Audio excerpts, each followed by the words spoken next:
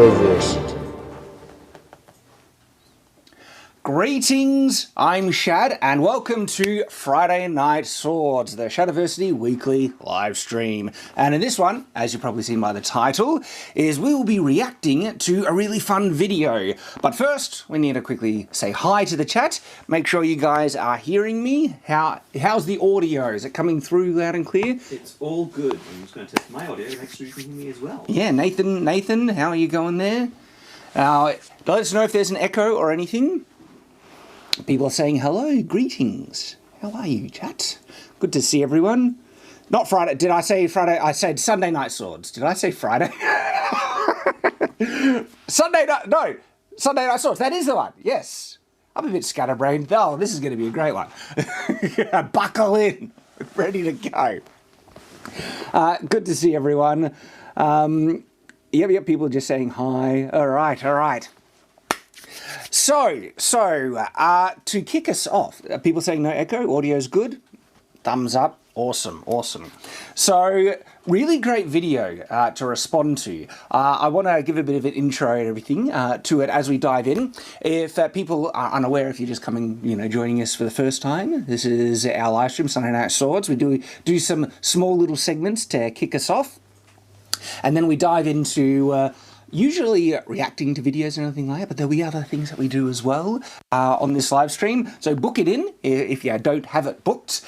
We try to do it regular around this time every week. It's Sunday in America, but it's Monday morning here in Australia. But because most of our audience is America, Sunday Night Swords works well. And we will be getting to Super Chats after the main kind of segment.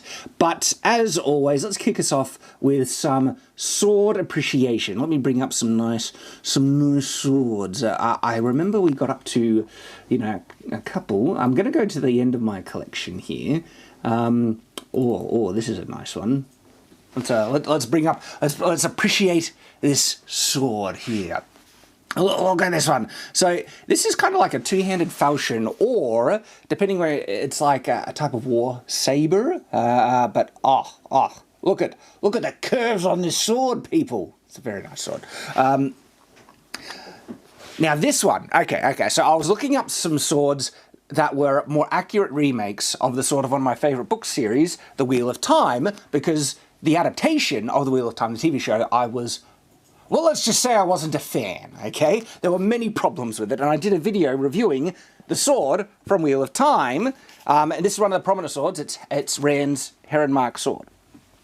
And the sword in the Wheel of Time TV show was pretty darn bad, and so I looked up some other remakes that other people have done, and this is one of them, and it's a far more accurate Heron Mark sword, far more accurate to the books. This is one of the most accurate to book lore and description there, and it's still just a beautiful sword. It's like this beautiful kind of two-handed falchion or a two-handed saber, depending on your terminology. There's a bit of a crossover in sword terminology when you get to the late medieval period and then into the Renaissance, where swords that might have been considered falchion-like become more considered sabers. And when did that happen? It varies, depends on region. But it's not. Oh, look! It's just a very nice sword. Look at this, and it's got the actual heron on the handle. That was one of the big, there's a very important plot point tied into prophecy in the books about the heron being on the handle of this sword, and they didn't have that in the show. It's just like, but this one has it. So I think I got this just as it's a bit of a novelty, bit more ninja-y, okay? But it's an inverse curved modern take sword. Kind of like, so one of the classic inverse curved swords is like the Ducian Falx. You can look it up, Ducian, but it's spelt Dacian, so that's the phonetic pronunciation, but I think it's pronounced Ducian, I think. But Falx, F-A-L-X. Check it out, inverse curved sword. And so this is just like, it's a small ninja sword. I'll grab it. And a katana. That's all I have to say. Sword staff. Our historic image of sword staff. And all right. that was some great sword appreciation just to get us started in the flow. Now I'll quickly bring up some castle appreciation. So let me bring up this. What's the chat been saying there, Nathan? Oh, people were all saying, you know, amazing swords, curved swords. Curved swords. Also, Nerd Cookies in the chat. Hello, Nerd Cookies. Thanks for joining us. Great to see you. Okay, let me be a bit selective for because we actually look. I'll bring it up because I got more image. We mentioned the Scottish broch last stream, but it looks like I've got some more images of the Scottish broch. Have a look at this. So this is like ruin, left over, still standing, of the Scottish broch, and we actually see how it was made. And there is some ingenious construction methodology here, where it's got like two walls, and it seems like one of the cavity between these walls, one, you could fit a staircase there to get from level to level, but two, it creates almost like an insulation void, where if you have a void between two walls, that pocket of air is actually a pretty effective pocket of insulation. Man, some clever stuff. And so look at these images of the broch. And so this is a recreation. This is a recreation of what one of these broch would have looked like. Man, yeah, I really need to do this video on proto castles. Like, it's some great stuff. If we take this down, I'll bring up another cool image of a castle. What's this one? Sometimes I just like... Okay, bring up this. This is an odd one, actually. I can see why I saved it. Because it's a bit confusing. I'm looking like, is the castle, is it not a castle? It's got some fortification in the background that seems to have weathered away, and it looks like it has a chapel on top, like a type of cathedral. And I must have found this, sometimes you find random images and without context, especially if on Pinterest, and so I have no idea where this is from. But it just makes you, because it's like, it almost looks like one of those image compositions that people construct on Photoshop, and I'm looking at it like, is this actually fake? Is it not? Because but it's like, no, it looks like it's actually real. Maybe not. I don't know. Let me know. I'm confused. We'll bring it down, and I'll bring up another castle to appreciate. These ones are fun. So this is an artistic rendition of some historical castles to give you an idea of what they look like on the inside, and they kind of give a bit of a cutout window. So let's full screen this one so people can get a bit of a closer look at it. This is, the name of the image is DINEFWR, like Dine for Reconstruction, something. So I don't know the exact one, but I'm getting Scottish vibes from this for some reason. But it's really cool. What you see here is how some of these buildings were made adjoining the walls of a castle, or the walls of the castle, how they are adapted to make provision for the castle structures. And then you see how many levels there were. And look, this is just 2 levels. Castles are much smaller than people kind of realize, bigger than the average building of the day. But if you compare them to skyscrapers, the size comparison is rather different. And so this is another artistic recreation. Look at this gorgeous castle. Like, one of the reasons why I appreciate images like this, we get to, it's a creation of what they probably looked like in the past, in their heyday. And I love seeing it. So this is actually the same castle. If you recognize this part here, that was the part we were looking at in the previous image, this section right here. And then this is another angle from a different position. And this is a gorgeous castle. See the entrance here, where it creates, technically, it would have had different names in different regions, but the Germanic name for this is the Zwinger, which is like almost a corridor of death, a kill zone. It's great. So it's got that here, because you've got to go through here, and then they would have had a secondary gate somewhere around here to come into the castle proper. Then you have a circular keep, right? Actually, no, that could be the donjon, because the keep, the main living quarters, seems to be this fortified building here. That's the modern terminology we use. Back in the day, they like, keep and donjon were very synonymous, and then they would have probably named the different buildings whatever the heck they wanted. There's the kitchen, or the big building, or whatever building, and what.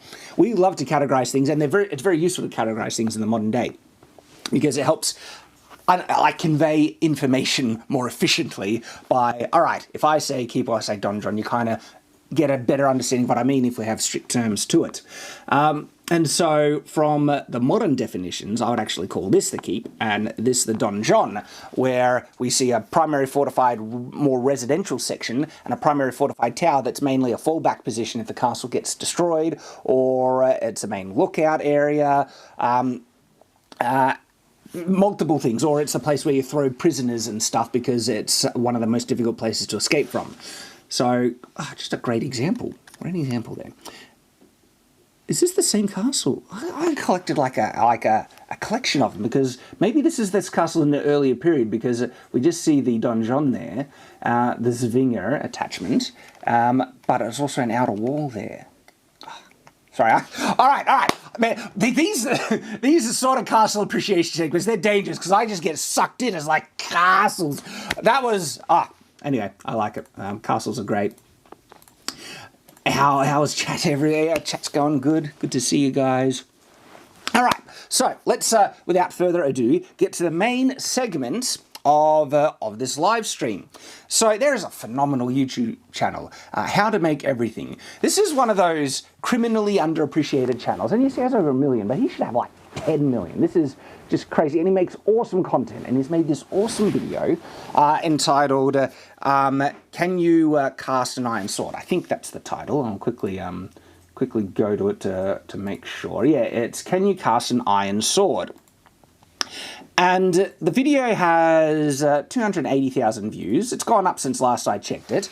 But this is the type of video that I really feel it deserves to have like over 1 million easily.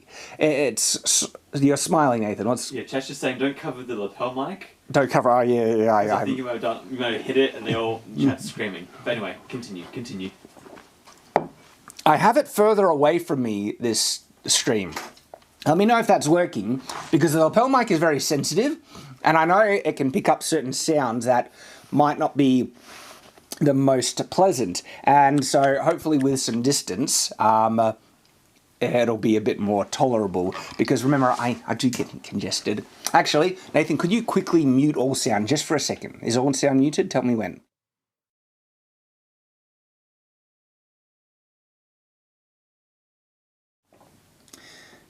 I want to save you all from that. I need to clear my throat and nose a bit. So hopefully, I don't know, some distance will be pick up less sound, especially when I take a drink or something like that. I don't want it to get onto ASMR levels. So chat, let me know. Hopefully the sound is good. Okay, so going back to this video. Yeah, this is, to me, it is such a high effort quality video where the guy from How to Make Everything, I forget his name. Could chat let me know? Why do I have Cody appearing in my head? Is his name that? Maybe he'll say it in the description. Let me know. I don't know. I forget his name, but his channel is How to Make Everything. And what does he do? He makes stuff, which usually that takes a lot of time investment and effort to do, and ends up being some really, really interesting high top quality content that is criminally underappreciated and is just really interesting. Like, this is a guy who's legitimately trying to cast a sword from iron, molten iron. That's crazy cool, and it just feels like, why the heck isn't this on trending? I really feel this is the type of video that if YouTube bothered to promote, to the same level as its content, it biasly focuses on, it would easily have a massive click-through rate and have huge views. So not only that is it underappreciated, in my opinion, it is really interesting. Really, really interesting. And I want to, this is not like, I'm not trying to say what is done is wrong. This isn't like a reply video me correcting things. No, this is a reply video me wanting to add more and talk about some of the stuff that isn't mentioned in the video because I find it so interesting, specifically the metallurgy. I never expected that I would find metallurgy so incredibly interesting, but I shouldn't be surprised because it actually is. It is legitimately really intriguing. And what sent me to the discovery of how awesome this subject is swords. I wanted to figure out what makes a good sword, and that set me down a rabbit hole many years ago to do much research on this topic. And then I, use that research for my videos, very much so on my katana series, one of the first kind of big deep dives I did on the channel, going into the metallurgy as to find out how good the katana really is, because people always referred to metallurgical principles that made the katana supposedly better than other swords. But going into the metallurgy, you discover the truth about the situation. And as a result, it's just really, really, really cool stuff. So let's bring up the video and go through it, and I'm going to share my commentary and thoughts, because a lot of really interesting metallurgical principles can come up in discussion to what they try and do here, trying to cast an iron sword. So let's kick it off. But first, make sure the sound is coming through for the video. Let's see. This is a dramatic forging of a sword. From both the original and remake Conan movies, Lord of the Rings, A new order will rise. and Game of Thrones, they always... So, is the sound coming through? Is everyone... It sounds good. I'm just going to mute you while watching the video just because of the echo. The echo? But shouldn't be too bad. Okay, so... Sorry, I was asking who this gentleman's name was. It was Andy. Andy. I should be able to remember that. Okay, so Andy is mentioning here that it's a bit of a trope, casting swords in films, and he gives three big examples: Conan, Lord of the Rings, and Game of Thrones. So Lloyd from Lindy Page has actually done a video kind of debunking this, that it wasn't really done. And you can kind of get an idea of perhaps why it wasn't done in Andy's attempts in this video, because there are issues, big issues, in trying to cast a sword from molten iron. And I want to just mention them a bit now, because these are the things that I think will enhance the context of this video. One is, as soon as you pour iron out of its crucible, right, it starts to harden very quickly. It's a cooler environment, and whatever you pour it into, it starts to suck out the heat in that, and you'd be surprised how quickly it solidifies. And so one of the big issues that you have when you try and pour molten metal is that it can actually harden halfway through and stop right here and create like a bit of a damming effect down here where this end, so because this molten iron right here was the first part that was poured out of the crucible, hits there, and all the way it's traveling down, it's cooling down, cooling down, cooling down, to the point where it can start to solidify before it reaches the end of the mold and just stop it from being able to fill the mold at all. So that's a big, big problem. Thing is though, people have poured molten iron into molds without that issue. They did it in the historical blast furnace. One of the ways is get it insanely hot, much even hotter beyond the melting temperature. Because if you're only just at the melting temperature, well, guess what? It's molten, it's liquid, right, at that melting temperature. But as soon as you pour it out and it's introduced into a cold environment, if it's only on that crest of the melting point, it'll... The slightest drop in temperature, it's hardening already. So you would need to go to beyond the melting point so it can maintain its liquid state as you pour it. So that's one of the ways that they were able to avoid it. And again, blast furnace, they did it. They had the blast furnace in the kind of high to late medieval period, around I think 13th century actually. I have a video talking about the blast furnace when I'm debunking SciShow's poorly made video on Woot's Damascus steel. Well, they just call it Damascus, they didn't know the distinction. So, okay, the other thing about pouring out molten iron. When iron is molten, okay, something interesting happens to it. It starts to suck in carbon like a sponge. It's really, why is this interesting? It's like because usually putting carbon into iron is difficult. The reason why it was difficult though is because it was really hard to get iron to the melting point. But iron by itself has a higher melting temperature. And hey, by the way, Nathan, if anything interesting is mentioned in the chat, let me know. Okay, Will. Yep, and so it's usually hard. That was the problem, to turn iron into steel is difficult because you need to add carbon. How do you add carbon? But if you can get iron to liquid, actually liquefy it, then it becomes like a carbon sponge and sucks it in. And so iron that has carbon lower than the minimum amount that you require for steel, man, I always forget the percentages because it's like 0.0 something percent, like 0.09 or 0.5, I forget the exact.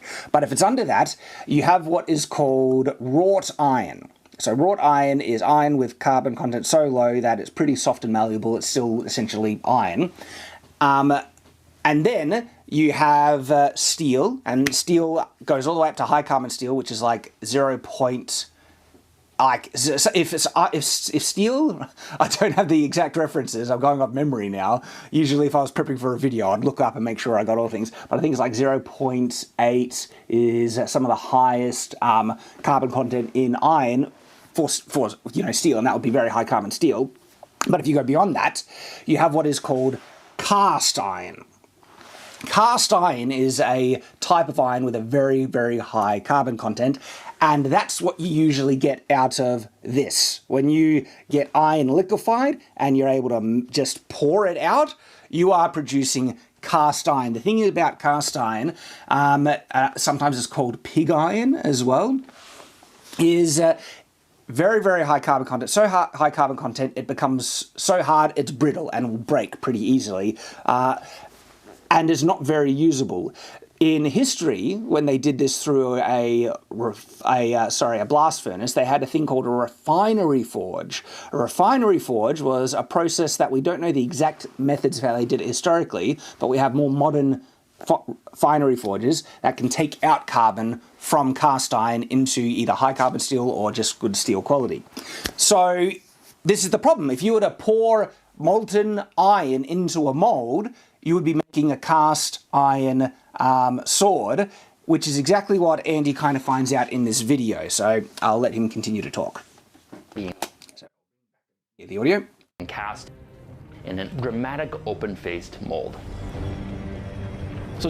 And I think is right there. Sorry, is my audio back? Yeah. I think is right. Like, the reason why they do it in film is because it looks so dramatic. Look at the fire, the molten, it's pouring into it, and it looks amazing. Where it can produce a very poor sword, especially if it fills the mold inconsistently, like we can see here. See how there's like a gap up here, and there's gaps down the sides.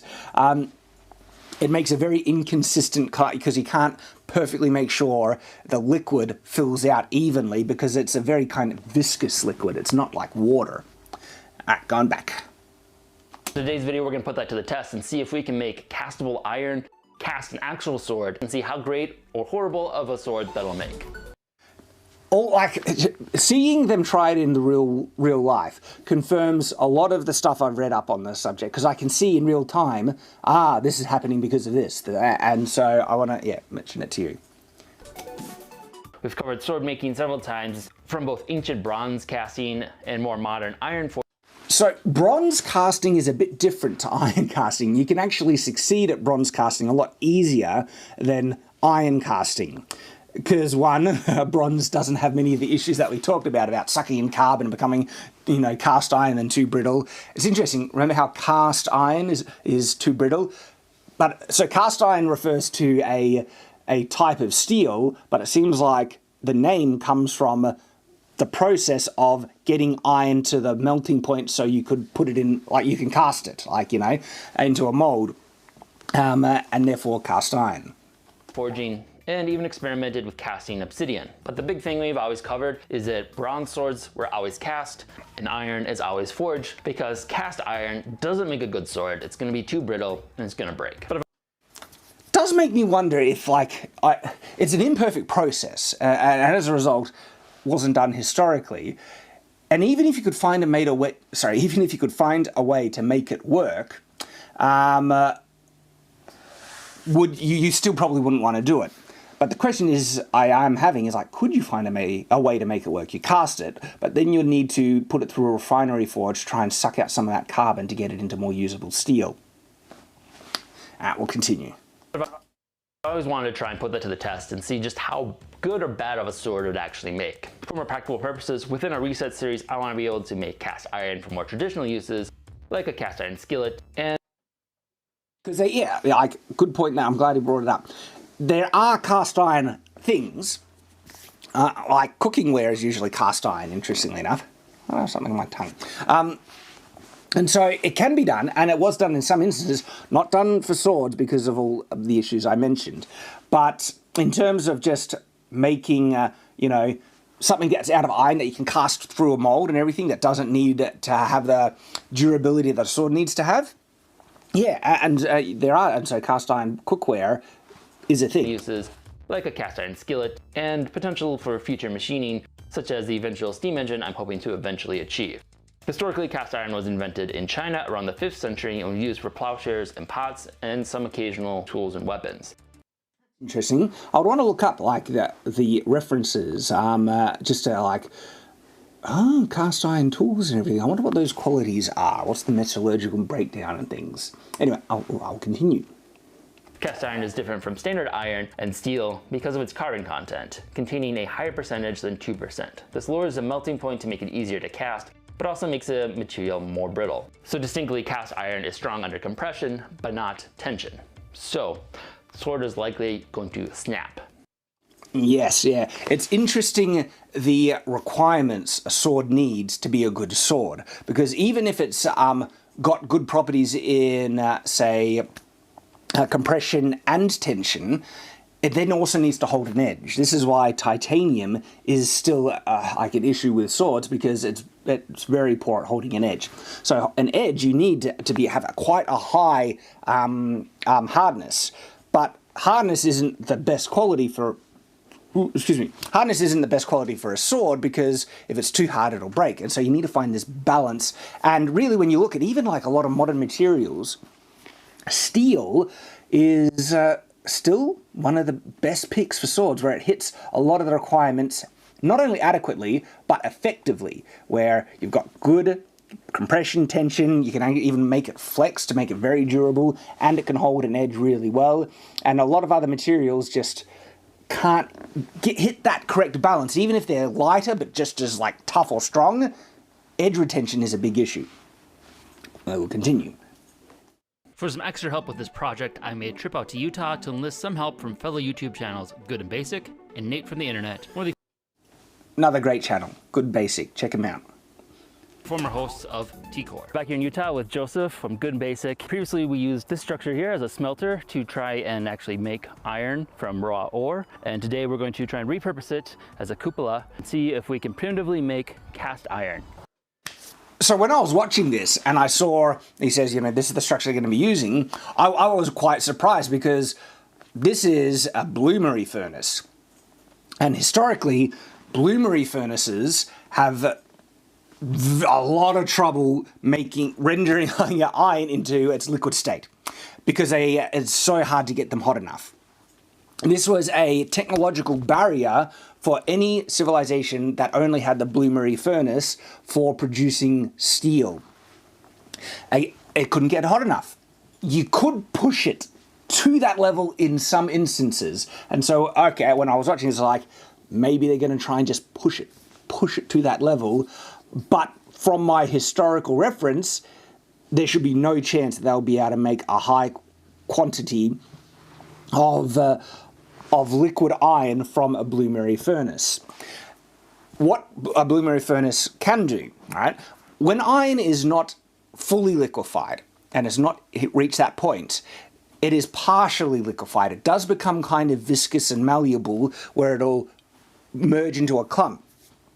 The thing is, though, there's a lot of issues with a bloomery furnace doing it this way, because it's in the bed of coals. Because it's in the bed of coals, it will absorb carbon, okay, and carbonize and things, but it becomes a very uneven mess as a result.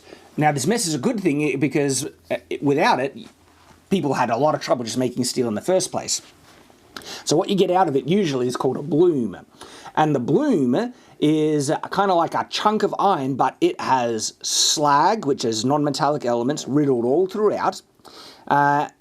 the interesting thing is they can remove a decent amount of slag because slag has a lower melting temperature than the iron.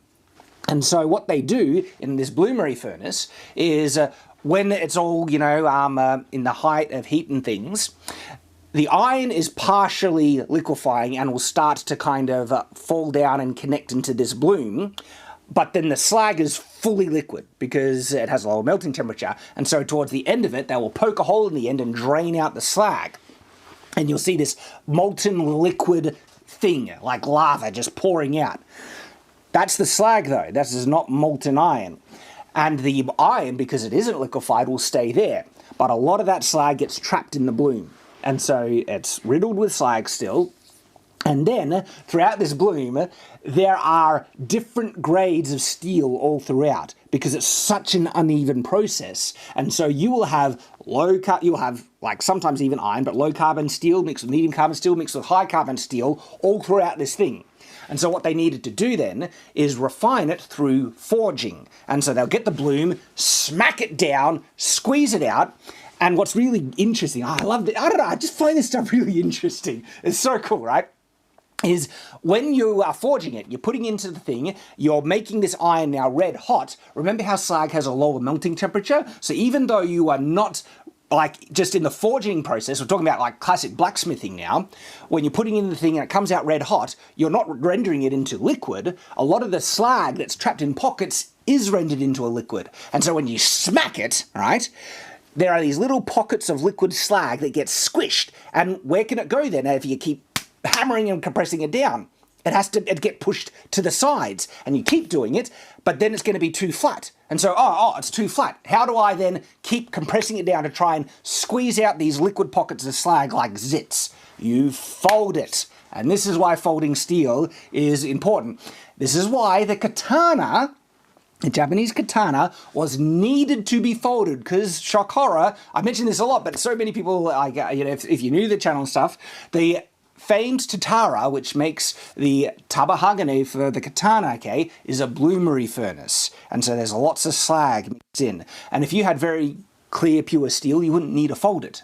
And so they did this in Europe, by the way. Folding steel is a common process to try and help purify the steel. You can't make it 100% pure in this process, but you can do it a lot. And so squeezing out those liquid pockets of non-metallic elements, and you fold it to squeeze it out. And you actually don't need to fold it like, 100 times or even 20 times. Like up to 3 times usually is almost enough to squeeze out most of it. And extra folding might be more detrimental to the steel as a result. I find it really interesting. And so the other thing, what it does, remember how I said there are different grades of steel all throughout this bloom? And so you could do it one of 2 ways to try and get a more even grade of steel from the bloom. One of the ways they did in Japan, and this is actually really interesting. Look, Japan is very clever, just like they were in Europe. All this process is really clever to make the steel workable.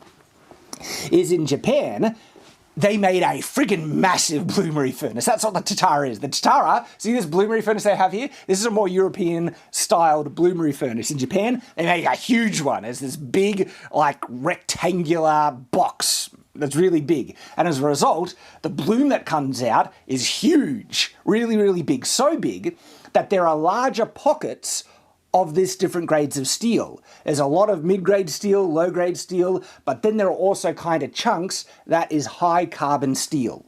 And so what they did, they looked for it, and you can tell by, so high-carbon steel is a brighter, it's more shiny. It's kind of like a brighter gray. You can also do spark tests, the amount of sparks coming off on a grind wheel to determine carbon content, even back in the period where we didn't have metallurgical analysis. But they could do it just by color, and they break off the chunks of high-carbon steel, and that's the tabahagane. A lot of this other stuff, they'll just use it for whatever they want. But then even the tabahagane has a lot of impurities in it, and it's not perfectly homogeneous, so the folding homogenizes it. And if you have a smaller bloom, when you're smacking it down, squeezing out all the things and folding it, you're also homogenizing it, and you'll probably get, steel might be medium carbon, low carbon. It's rare to get the whole bloom into high carbon steel because not enough of it liquefied enough to absorb enough carbon to be high carbon. And so different processes just sends me off on this interesting. That's all the background for this type of furnace. So when I saw this furnace, I was like, okay, I don't think you guys are going to be able to liquefy it. Just on my knowledge, if you do, awesome. That'll be a feat and achievement. Let's keep watching and see what happens. But first, I do want to Eddie mentioning what chats, how are they going? Most people are just saying what you said, basically, talking about the different... someone mentioned further back that when they're casting swords, the castets in should also be heated as well, because the longer that it's heated for, that helps with endurance. One of the other things that I was kind of seeing from the casting, I mentioned now in case I forget it there, is that the initial pouring of this liquid molten iron onto the cast seems to melt the sand where it just lands, deforming the mold. Because I think, I don't know, the sand should have a lower melting temperature than the iron. And so maybe you use special type of sand. This is the area that I don't know much on. Because clearly it starts to cool down quickly and it doesn't melt the entire mold. The mold still holds together mostly, but it's interesting to see is like how consistent of a mold could you get then if there's a chance it's going to be melting a lot of the surfaces and edges of the mold. We will continue in the video. We have done tons of smelting projects with this thing. It started out about yay tall and eventually it became this monstrosity to try to get a natural draft. We're shifting gear from trying... So that's an interesting point because by making it taller and longer, they might be able to trap in more heat and that could help it get to the right temperature. Could you let me know how even the volume is? Because sometimes when people are watching videos, the volume of the video is either really loud in comparison to me or really soft. And because we're live, we can't test it too easily. Let us know if the volume is loud enough for you or too loud in the chat. Nathan will pay attention, but that feedback... Sounds perfect. Oh, awesome, awesome. All right, well, we'll continue on with the video. Trying to make iron, and this time we're just trying to melt it. So the real test will be, can this thing get hot enough to do that? The temperature for smelting... Yeah, that is the test, and maybe that height will help. We'll see, we'll see. Iron from iron ore is around 1,750 degrees Fahrenheit to 2,000 degrees Fahrenheit. Cast iron needs an even higher temperature of at least 2,200 Fahrenheit. So that is going to be the main challenge. You have a whole... And as I mentioned, a lot of people through history in a bloomery furnace just couldn't get it to that level. One of the ways to get to liquefy the iron is in the crucible method, where you put the iron in a crucible, seal it up, and then the type of furnace that they put it into, they seal the entire furnace. It doesn't have a flue on it for that, and it kind of just escapes through cracks, and then they chuck coal in it, and then they just pump heat into it from billows for almost like a day straight, just raw. But they must be able to put in extra coal, so maybe there is an opening somewhere. I can't remember now, I need to look it up. But they pump in heat constantly to try and just not only get it to that temperature, but maintain it to the temperature. Because in a crucible, if you can liquefy the iron and keep it liquid, something awesome happens. All those non-metallic elements, the slag, it actually rises to the surface. It becomes like a floating, differential where the iron heavier will push lighter things and push to the surface. It floats, and that separates it to make very pure steel as a result, because you add in carbon into the crucible and then that gets absorbed as well. So yeah, it's difficult, but people could do it. The history of crucible steel is really interesting. And then of course there is the blast furnace, but bloomery, it's tough. And so a lot of civilizations that was almost like a technological barrier until they got more advanced smelting technology to then make steel easier and in a pure state, and other things. Journey of different iron smelts we've done with this, so be sure to check out their channel for some of that great content. Then, as a backup plan, so I'm here with Nate from the internet, so I challenge you to build a furnace that'll be hot enough to actually melt iron. Yeah, so that is the type of furnace I was expecting, like, okay, modern furnaces that with like a actual mechanical air delivery thing which just pumps air into it and it's heating up, yeah, that will get it hot enough. So we'll get back. And make it so we can actually cast them. We're going to try and do it primitively, and this is going to be the backup option. We're going to see how bad of an idea it is to actually cast a sword. And then you're gonna try and make a cast iron pan as well. And Yes. that video is gonna be on your channel, as well as how exactly you made this furnace. Exactly. So we should check that out. Hopefully we can get a high enough temperature. Fire it up, man.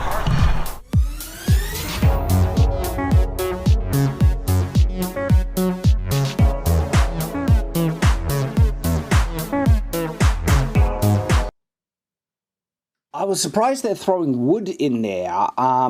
Maybe I'm just not remembering right. Do I throw, because coal would be also beneficial in trying to get it to the right temperature. But we'll keep watching. So I'm playing in the mud to work on a mold for the frying pan. This is a mixture of mud and horse dung. So I love it there being authentic. Usually people think mixing in, horse dung or cow dung is a bit too gross, but they used that historically a lot, like in Wattle and Daub. So, the old medieval houses where it's got like the timber frame and the white panels in between? That's Wattle and Daub, and so it's a wattle kind of net wattle is little strips of wood woven together into kind of like a net frame that goes in between these larger wooden beams, and they put daub on it. The daub, historically, is usually made out of mud or clay. It doesn't need to be purified clay, just like if you find some clayey soil, mix it with water, mash it all together. Straw and, horse dung. Chat's freaking out. They're like, he's holding that dung with his bare hands. Good on him! I freaking love it. It's like, you gotta do it. Sometimes you just gotta deal with poo, okay? I'm a parent. I've got 5 kids. Poo becomes a normal thing of life, okay? Changing nappies, the dreaded poo explosions, where I don't know what happens to our kids sometimes, where they just go explosive. You gotta deal with it. When I say I'm talking about 2 nights ago, my wife, in the middle of the night, we got a little 1-year-old, love him to death. He had an explosion. Oh, my poor wife. She's wonderful. Because she knows I've got to work and do recording and other streams, and so she handles a lot of it. This one she did need my help with, because it was, like I said, you just got to deal with this. It's just a natural thing of life, people. And sometimes horse dung, get into it. So they did historically. They were grossed out by it. Seth says, I'm a retired plumber and have 4 kids. I know a lot about poo. Sometimes you just gotta deal with poo and just suck it up, be a man, and get it dirty on your hands. You just gotta. That's the reality. Sometimes life you gotta deal with stuff, okay? Sometimes I think we're a bit too sheltered in the modern day. It's like, when back in the day when they prepared their own food, they need to chop the chicken's head off. They've got to do it. Deal with blood. Look, mate, doing it. I appreciate the authentic way there. I've got the horse poo right over here. Horse poo is really good for making cob for a couple of reasons. It's got a bunch of short little fibers which basically act like rebar. By the way, this is the thing about horse poo and even cow dung, right?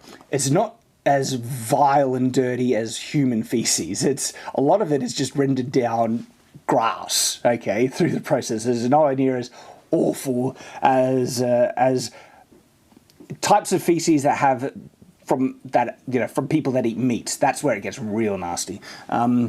So, yes, what do you see? People were sharing their poo stories, Shad. Oh, really?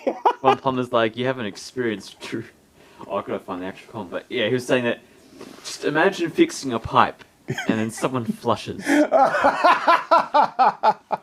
It's life.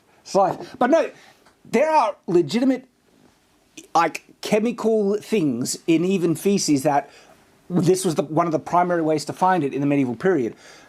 Human urine, okay? If you bottle it up and let it ferment, there's a chemical that it produces that they used a lot, and I forget what that chemical was. Someone in chat might be able to mention it. And so they used it in a lot. One of the ingredients of gunpowder require that chemical, and so, but they also used it even in washing clothes because it would kill, break down grease and grime and dirt and things. So if someone mentions what that chemical is it ammonium or ammonia? Ammonia. Yeah, and so this is one of the primary sources of getting like these chemicals, and there's a lot of it. So, and yeah, horse dung, as he mentions here, has a lot of fibers, and it helps bond the stuff together really well. And when it doesn't actually stink, it just becomes like a material that you can use when it's dried out. So they did it in the Daub, on Wattle and Daub houses, and is using it here. Okay, forgotten technology and resources. Think about all that ammonia. What was it? Not ammonia. It was ammonia. Ammonia. Ammonia. Think about all that ammonia you're wasting when you just flush it down the toilet. I'm not encouraging you to bottle your pee. We will keep moving on. In concrete. But the reason why you want to use horse dung instead of just grass clippings is because A, you can use those grass clippings to feed your horse if you have one, and B, it's already been kind of fermented and broken down, so it's not going to change size and shape once it's actually in the cob. Historically, this is the good stuff when it comes to making your cob. It's kind of like baking bread, but no one wants to eat. What I'm going to do is make a big jacket of cob, put it around this 3D printed, somewhat more high-tech than my cob frying pan, and we're going to use that to make... So, I am a little surprised they're using cob as the mold. My own kind of response, thought is like, a lot of those, fibers would burn away and create tiny little divots and uneven. Maybe it's not a problem at all, okay? And my assumption is because oftentimes when you think something would go a certain way, there's a different chemical process, or it's not nearly as much of an issue to make any problem. But I do wonder, would the horse fibers and other things in this cob get affected by the heat of the molten metal? Going back. Like a mold. Don't worry, the horse poo burns away. And that's actually a good thing. It'll create air holes, which will allow the clay not to experience quite so much thermal shock. There we go. I think he answered it right there. That it can create air holes to let the air escape. So when we cast the iron into it, hopefully it'll hold together instead of cracking and just dumping all of our precious molten iron everywhere. Okay, I think that's our mold. Now I'm going to heat this up slowly to try to dry it out, and then we'll have something to pour iron into.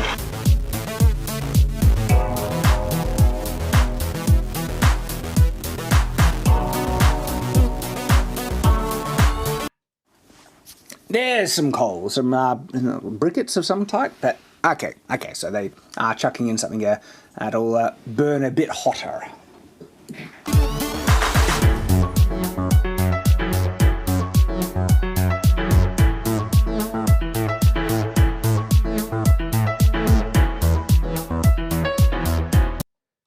So he's jamming a metal rod underneath there. I forget, it seems to be just letting it mix up and perhaps let the iron settle in a certain area. That's me making suppositions. I can't remember exactly the reason why that needed to be done. Maybe it was just to clear up the hole so that the air can be pumped into the furnace easier. Because if it falls down and starts to clump or close off that hole, maybe that's the reason.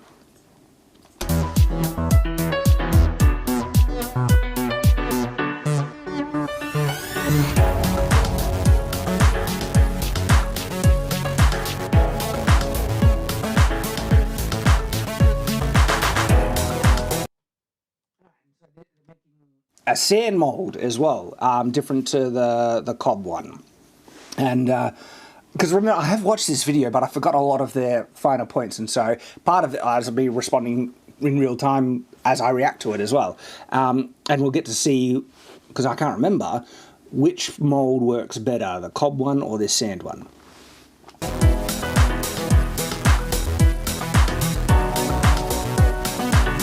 I'm now completely invulnerable to fire.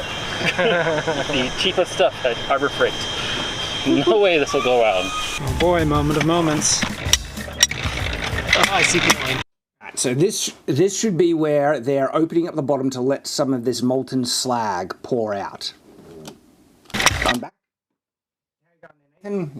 Good. Just doing two things at once. Okay. Come on, liquid iron, where are you? I think we may have actually made a really successful Aristotle hearth. Yeah, that's solid. That's a bloom. Dang it. I've never been this disappointed to see a bloom before. So They didn't render it into liquid, and they've made a really good bloom, which would be a very successful smelting usually for a bloomery furnace, but they're like, dang it, we wanted the liquid one. It's all slag. We got hot enough to melt dirt and not hot enough to melt iron. Well, darn. We've got primitive mold, primitive furnace. We've got advanced mold, advanced furnace. I think the winning combination is probably going to be advanced furnace, primitive. I think that's either a part of bloom breaking off or some a slag. We'll see. Hello, what are you? Seems like it's just slag. Slag just coming out. It's already started to solidify. It's not even molten at this point, so that means the furnace is not got hot enough, even close by the sound of it then. Dirt turned glassy. With a failure at the first attempt, we repaired the structure again and strategized for a better solution on the second attempt. So this is slag from the end of my stick of rebar stuck here that has collected every time I've tried to stab through those air inlets to keep them open. Okay, yeah, it was to keep the area open. That's right. Last time the biggest issue that we had yesterday was that the walls of the furnace were melting before the iron did, which seems backwards to me, that we would melt dirt first and not the metal, but there you go. So this time the biggest strategy change that we're doing. That just makes me want to look up what the melting temperature of dirt and clay. Clay shouldn't melt necessarily at these temperatures. Like if there's a high clay content in the soil, it will become pretty solid. So yeah, it's a good question he has there. Doing differently is giving it a little bit longer in the furnace to heat up the metal by filling it up more with charcoal. So the metal was sitting on top of a bed of charcoal that gave it a long time to heat up. And the other thing we've been doing is being very much more zealous about keeping those air inlets open. I've basically been going back and forth between air. So that furnace getting access to air is one of the more crucial elements in keeping the temperature up. This is why in those furnaces where you make crucible steel, they have like a single or two bellows going constantly, pushing constant air in. They have like a mechanical air vent pushing it in, but if it's getting blocked up too much and not enough air is getting in, that will definitely affect the temperature, from what I've seen and read on this subject. Between these two for most of the day. The charcoal is about here in the furnace right now. If we're gonna have a shot to pour iron out of this, it's gonna be now. So I'm gonna clear these out one more time. We'll get some PPE on, and I think we're gonna give it a go. Let's do this thing. So they skip forward pretty far. I think I'll just mention is how much time it takes to like do a successful bloom. This is a very lengthy time commitment. They've probably been there for hours, if not most of the day, just on this second. They said after that first attempt, they came back the next day. So that first attempt took a whole day. And then they're at it another day here. I just really appreciate the amount of effort. But like this video has a lot of time put into it. And they have to cut a lot of it to condense it all down. And so I want to acknowledge and appreciate the time that they just skipped over to get to this point and bring us this video. It's time to bust a hole. Please be molten, please be molten, please be molten. Oh, there's something molten. No, that's slag. Molten slag, molten iron. What I appreciate about this, their failure is confirming what we saw in history, is that a bloomery furnace is going to have a lot of trouble like making molten iron. Can it even be done? I'm not sure. Historically, it is extremely difficult, or even just can't be. But I get a bit of a satisfaction because they're showing, this is like, experimental archaeology in a sense, where they're showing the limitations that they faced historically that they're now facing in trying to recreate it. That is definitely slag. Is that slag? That runny, gooey stuff. Yeah, I'm feeling a solid lump. What's the diagnosis? I think what we've learned is that our clay is too low fire for this. We know that the inside surface of the furnace was melting multiple times. The temperature I was seeing at the very hottest point of the fire was probably enough. It was the same white hot that we see inside of his furnace when it's fully up to temperature. But I don't think our clay was able to handle it. I also wonder if that heat is not dispersed well enough throughout the furnace to, because if the iron is drooping underneath it or it's above it, it depends how much they filled it up with coal as well, because you can really stack that stuff up. I actually don't know. But yeah, so I do wonder if the heat where they got at 1 was only just to reach the melting temperature, or maybe a little bit above it, where if you want it to really liquefy, you need it well beyond that melting point, and then maintain it, and that will help it to pour out easier. Or if it just wasn't full in most of the furnace, like there wasn't enough areas reaching that temperature. I wouldn't have thought that was the limiting factor. We melted the dirt. Here's hoping that Nate's work. So already, I'm finding this genuinely really intriguing, because that's the same stuff that I was mentioning that they ran into historically. Bloomery furnace, from everything I read, is like really difficult, if not impossible, to liquefy iron. It makes a bloom. Now we go to the modern furnace, and they'll just be able to pump up that temperature to crazy levels and liquefy it much easier.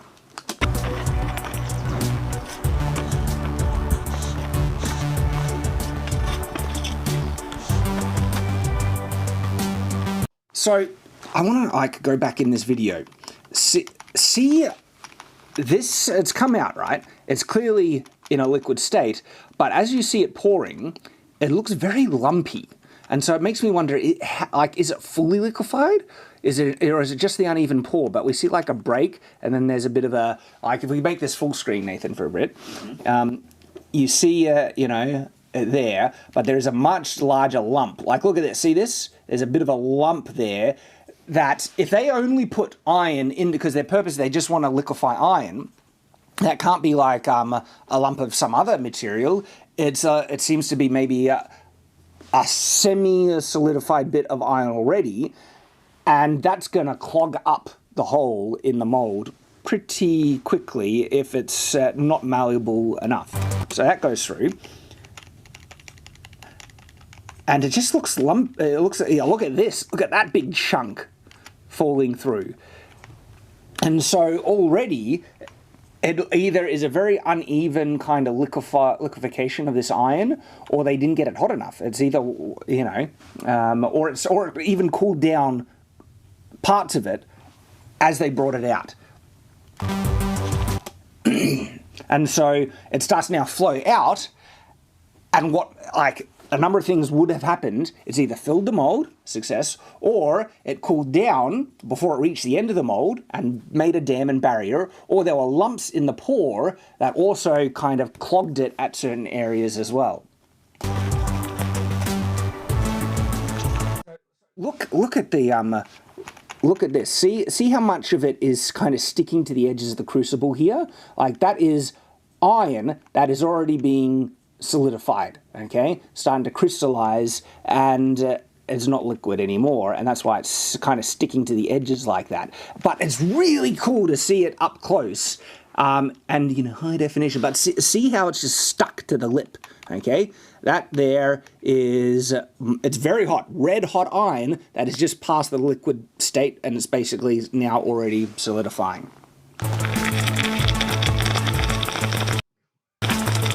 Spitty, you would hate to get that on you, but just look at how it's clumping in those round bubbles. Obviously, it's like what water does with surface tension, but it's just so much more viscous, and they're larger kind of globules. Chad's saying that they didn't heat the mold. It wasn't hot enough either. Some were saying that when you... Is iron that they're heating it right now? They are heating iron, yeah. It should spark a lot more when bringing it out into the mold, so they're saying it's not hot enough. That might be one of the issues. Again, one of the biggest issues they face history. Making molten iron, getting it hot enough, was such a technological barrier that they need to develop new, smelting ways to get it to that point where it was consistently liquid throughout, and beyond the melting temperature, that even as it started to cool down, it wouldn't start to solidify it because it's so hot, it's beyond that, and it has longer time to remain in its liquid state. Getting it that hot is really, really tough. There's your sparks. And them out. All right, I have no idea what kind of result we're gonna get, but we poured cast iron. I might have half a frying pan in there. Maybe I've just got a handle. Oh my gosh. We might have an iron mace head. Whatever it was, it isn't. There's some serious bubbling in it. Oh, it's Yeah, they said like serious bubbling. Look at that. Oof. That's just, look, I find it really interesting. Like even the unsuccessful attempts is, it confirms a lot of historical information that we can, learn from this stuff. And shows you how difficult this really is, because they found ways historically to do it and do it successfully in the past, and shows how smart they were back then. Oh, it's This is either a frying pan or it is a disappointment. fail. Right, so this was the cob mold with the horse dung in it. Yeah. Anyone want to take?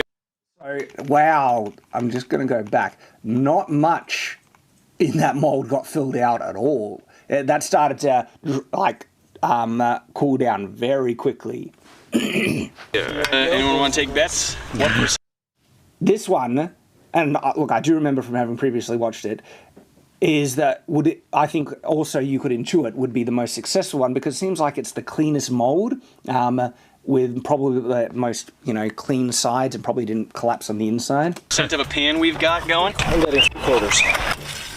Oh, that's not a good sign. Struggling to figure out where the pan part of this even is supposed to be. So, wow. So, one thing that I'm noticing, let's go full screen. Do you see how thick this area is? In terms of what's being poured into the pan, or poured into what should have been the shape of the pan, the void that they would have made in the mold was not that big. But it came out that big, which meant it started to either melt the sides or open up or deform that mold very quickly from the initial heat, and then it cooled down really quickly and just clumped in that one spot, because there is very little recognizable in the pan shape from this attempt. Again, I find it just really intriguing. This isn't me ragging on them. I'm really grateful for this, because it's such a cool point of reference to be able to see these are the problems many people would have faced historically, and also the limitations of technology, and we're seeing it in real time. I think the sand collapsed inside it when I tried to move it. We have the pour spout and this much of the actual mold. That's all. Just that. Whee! This is part of the handle, yeah. So, successfully poured iron. Successfully. Can't really use this for much. But first, thank you to Bespoke Post for sponsoring this video. Sponsorship. We will skip it for the purpose of this video. I have no issue with sponsorships, and I'm glad that he was sponsored for this video, because he deserved it. The video is great. So I'm going to quickly skip past it. Get 20% off your first box with coupon code HTME20 or using link bespokepost.com/HTME20. Pour nice molten iron. Same thing. So this is their second attempt. Turn off the furnace, move the lid, lift out, place down, pick up, pour. All right, so trying to be quicker, so getting out of that furnace and pour it as fast as possible. Because again, time is of the essence. As soon as you take it out of that heat, it is cooling. Ooh, some of it's liquid. I don't like that chunk that isn't Oh yeah, that is not fully done yet. melted. I'm concerned that it's not iron. The rest of that looks pretty good and liquid. We're gonna proceed. Attempt a little slag removal.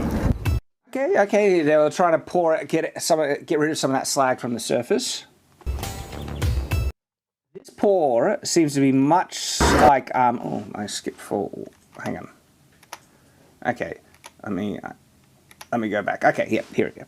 It seems much smoother. See how, just the spout of that molten iron it's not as lumpy or inconsistent. It's like it's a smooth stream of liquid.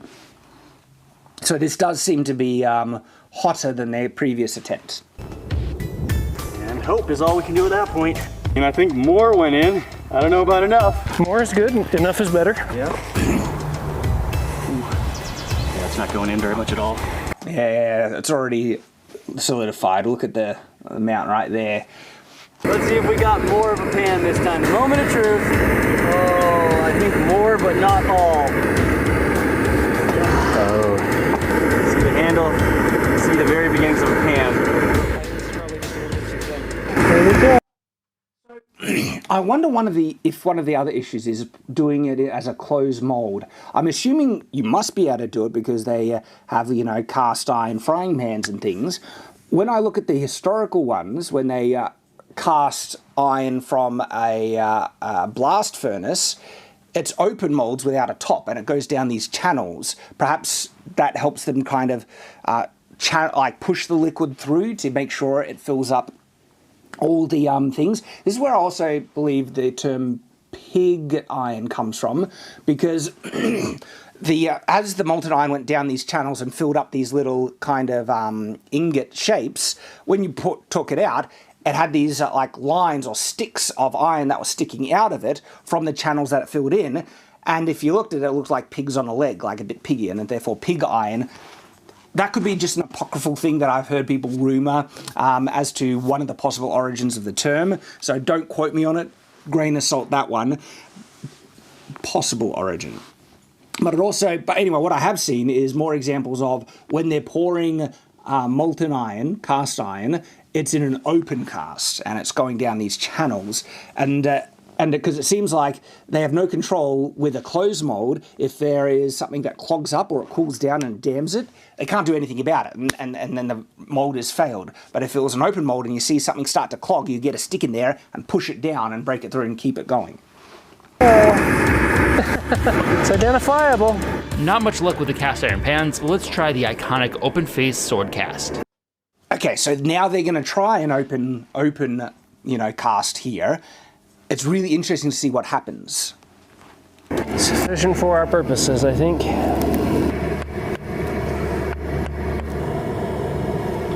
I know what that is. Sword shaped. I've never poured a sword before. Whatever's on the surface of that, don't really know. Ooh, that one looks very lumpy. Like, look at the flow of that. Ugh.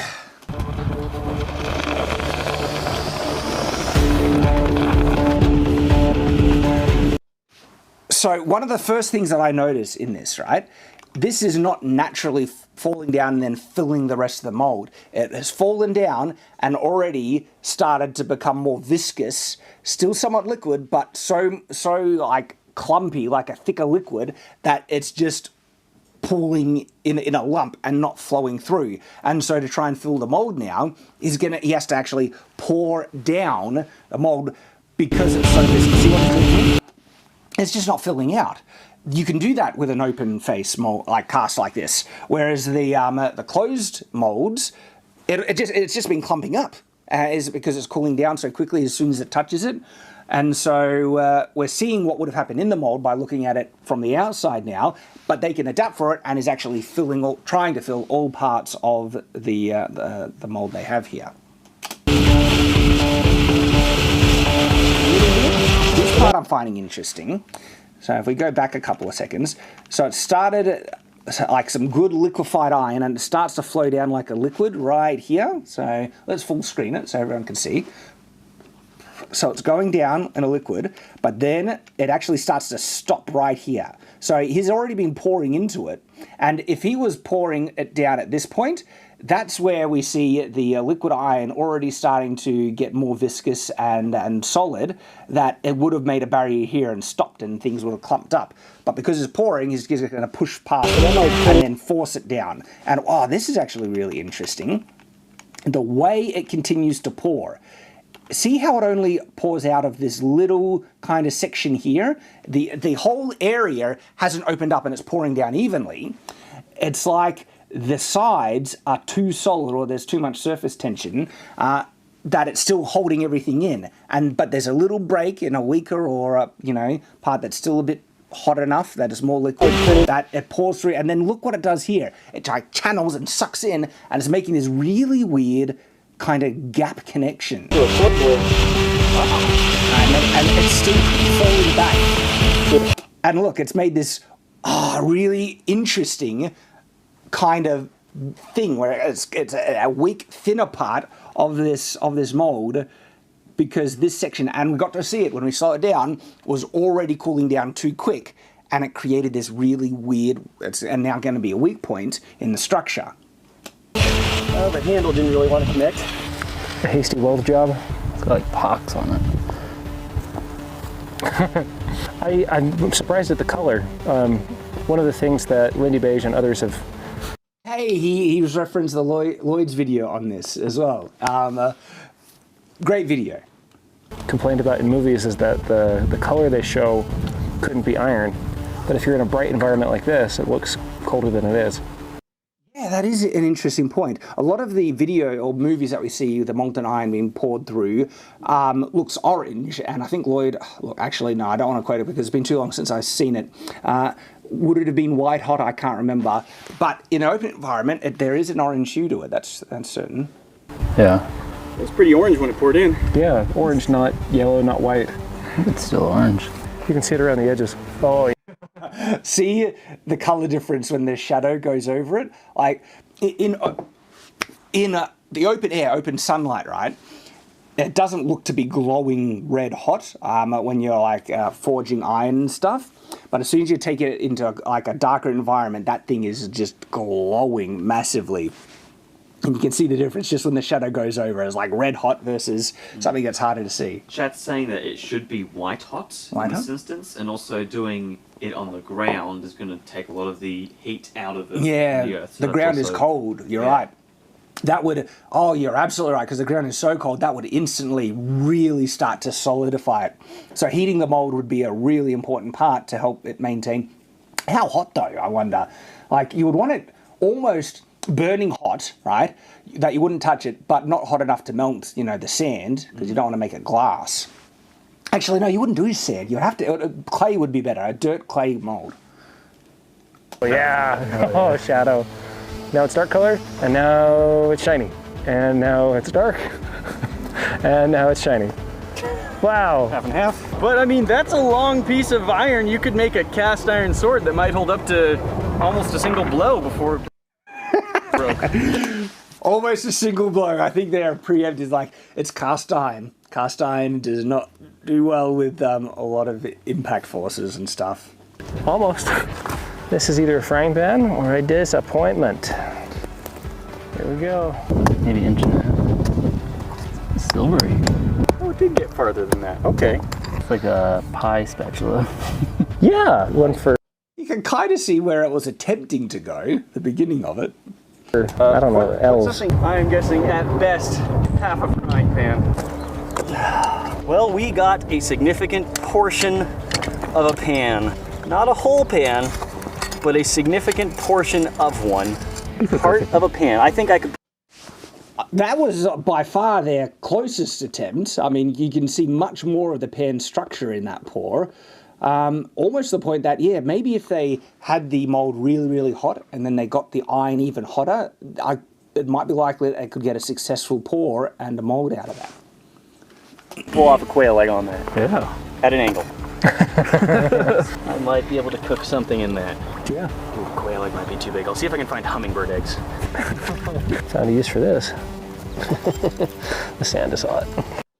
Yeah, that would still be so hot. Like, dude, because it's now deceptive, right? Because you think that looks like just a clump of iron, but you would, do not touch it. Yeah.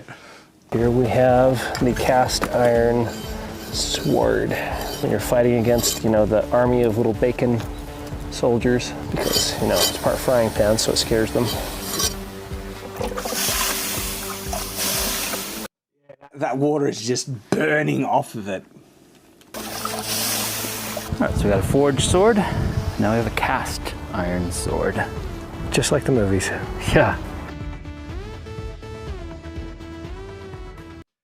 So, being cast iron, grinding this thing would be such a difficult thing. It's because cast iron is really, really hard. And so, just putting an edge on it now, that's going to be tough.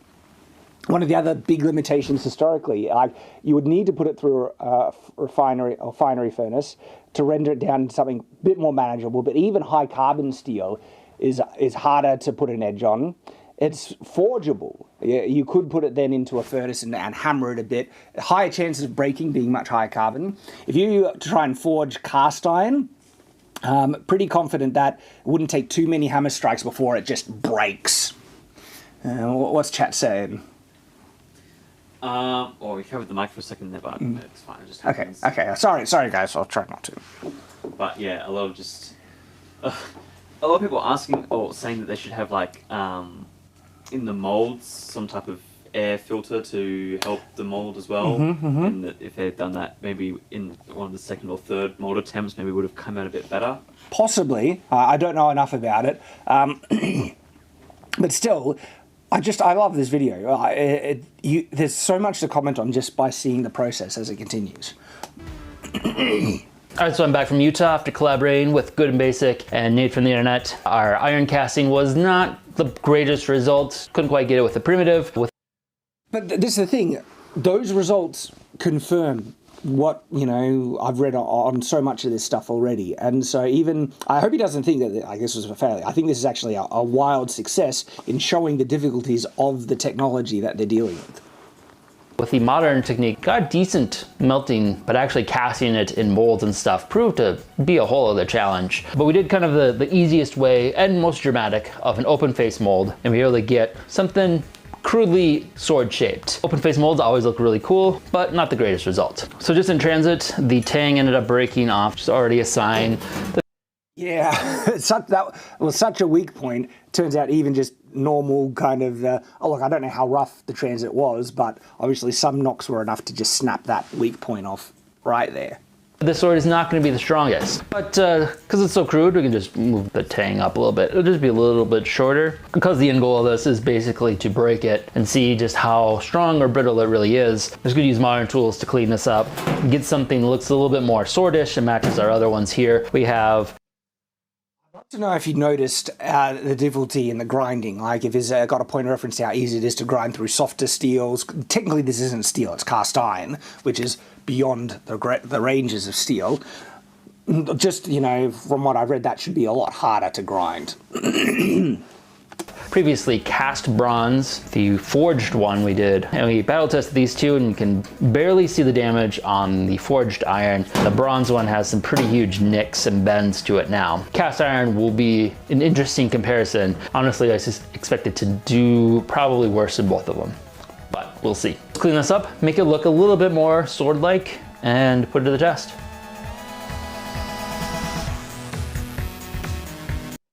I don't know, is it just me imposing my expectations, but it looks like this thing is harder to grind, that they're really having to push into it.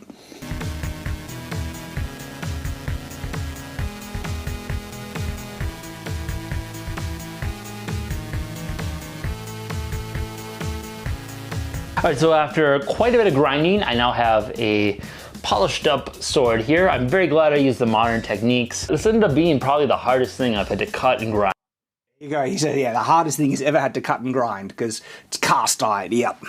So the cast iron is actually pretty promising in terms of hardness, but I think that hardness is going to be kind of the issue because it comes with a lot of brittleness. But I was really surprised how shiny, kind of steelish. It looks almost exactly the same as the forged iron sword. The chemical composition is going to be To me, it looks even shinier. Cast iron, from what I understand, is shinier, higher carbon content, and therefore it's more silvery and a brighter steel. a lot different, but visually they look pretty much the same. It's a pretty thick sword compared to the other ones. And that's partially because we ended up casting it thick, but also because I don't expect it to be too strong, so the thicker the better. True. When a sword had a higher chance of either bending or breaking, one of the ways that they tried to fix it was making them thicker. And so you see a lot of classical swords, bronze swords, but also steel, low carbon, and even iron swords had a much thicker central ridge, and they even had like almost a circular kind of bump on that ridge to help these swords maintain their shape, to not bend or break as a result. This guy is almost 2 pounds. Well, this one is almost 3 pounds, and it's quite a bit bigger. There are a few kind of telltale signs that this was cast and not forged, kind of holes in it from air bubbles that formed during the casting. And those are going to be obvious weak points. So I wonder how you would avoid the air bubbles, because they obviously do cast iron, so there must be a technique to avoid air bubbles. I'm just wondering what that is now. I guess something to be able to look up. I'd be surprised if it breaks here or here. But otherwise, it seems pretty promising. It seems really hard, really strong. See how they compare. All right, so we got a variety of different objects here to test the sword on and see well it cuts. Basically work from pretty soft to fairly hard. Going up, try and strike them with a decent amount of force and see how far we can get before this actually shatters. So it shouldn't take too much to break this thing. Yeah, just a couple of solid hits on something rigid should break it. Chad also had some suggestions for getting rid of the air bubbles. Some said you vibrate the mold. Oh, okay. Slower casting maybe. Proper mold design with vents. One said forging it in a black hole. Shack the mold. But yeah, mostly say vibrating the mold or vents with heat and stuff like that. Okay, thank you, chat.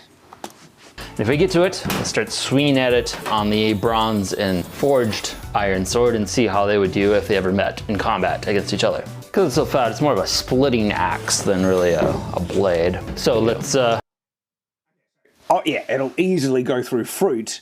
The thing is though, depending on how much you swing it, the impact on the cutting board underneath might be the thing that actually causes damage. Alright, going back. Start swinging. Not the best cutting edge on it. Smash. Actually worked pretty good. Cuts. Keel. Freshly. That was a reference to Forge and Fire. Will it keel? Anyway, I know that reference. So, anyway, sorry, we'll keep going. Cut twigs. Pretty blunt. It's holding up against sticks, so that's good. Be very worrying if it broke on a small twig, I guess. All right, try the long test.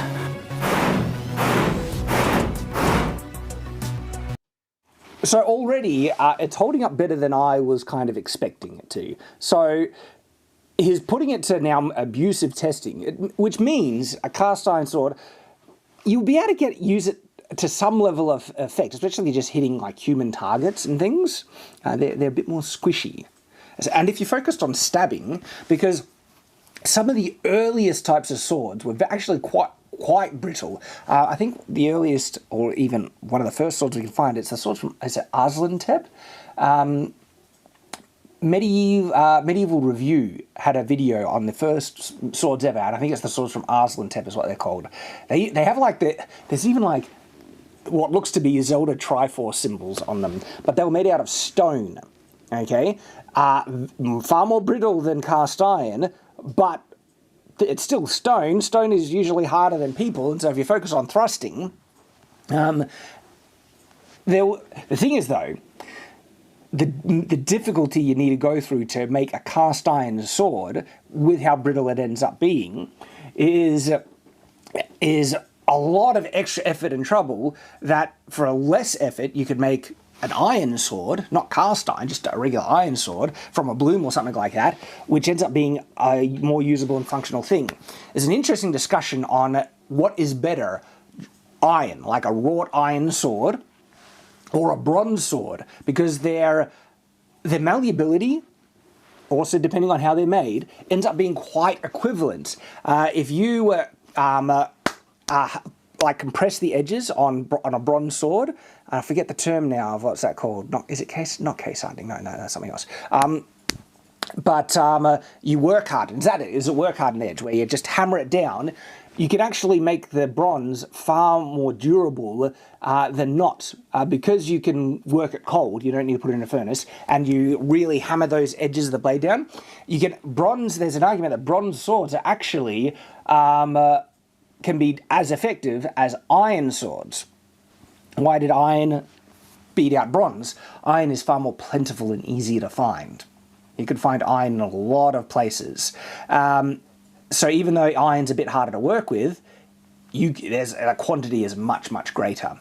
Chat says work hardening. Work hardening, cool. And then, as soon as you start trying to smelt iron, this is one of the other big adventures, invariably, almost unavoidably, you're actually going to be making small quantities of steel. If you are you're trying to heat that iron in any type of, you know, furnace that has a carbon heat source, guess what? Iron is going to be sucking up carbon, and they inadvertently made steel, even before they knew what was going on, far earlier than you might think. And so then they actually, they're smelting, and then they have like, this stuff that's coming out of the smelter is a lot harder. Let me hit this and this. It's a bit shinier. This is actually harder than this. And they wouldn't know, but this is steel and this isn't. They're actually producing some really good quality stuff. And they're like, oh, okay. This is why some of the earliest finds of steel is jewelry, because it was prized and rare. And they didn't, it seems like they didn't know exactly how to make it, but when they found it out of the smelting, it's like, there you go. So that's the other big advantage between bronze and iron, is that sometimes you actually just make steel, which is way stronger than bronze flat.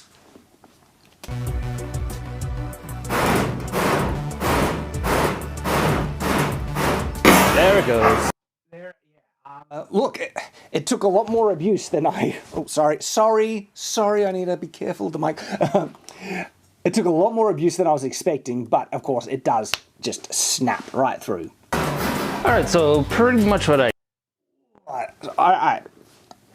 something interesting. We get to see the grain structure of the steel. I don't know, a lot of people probably don't find it interesting. I find it really interesting. It's hard to get a close-up of it. Do they give it, does he give us? Oh yeah, he gives us a bit of a close-up. expected. It snapped almost exactly in half.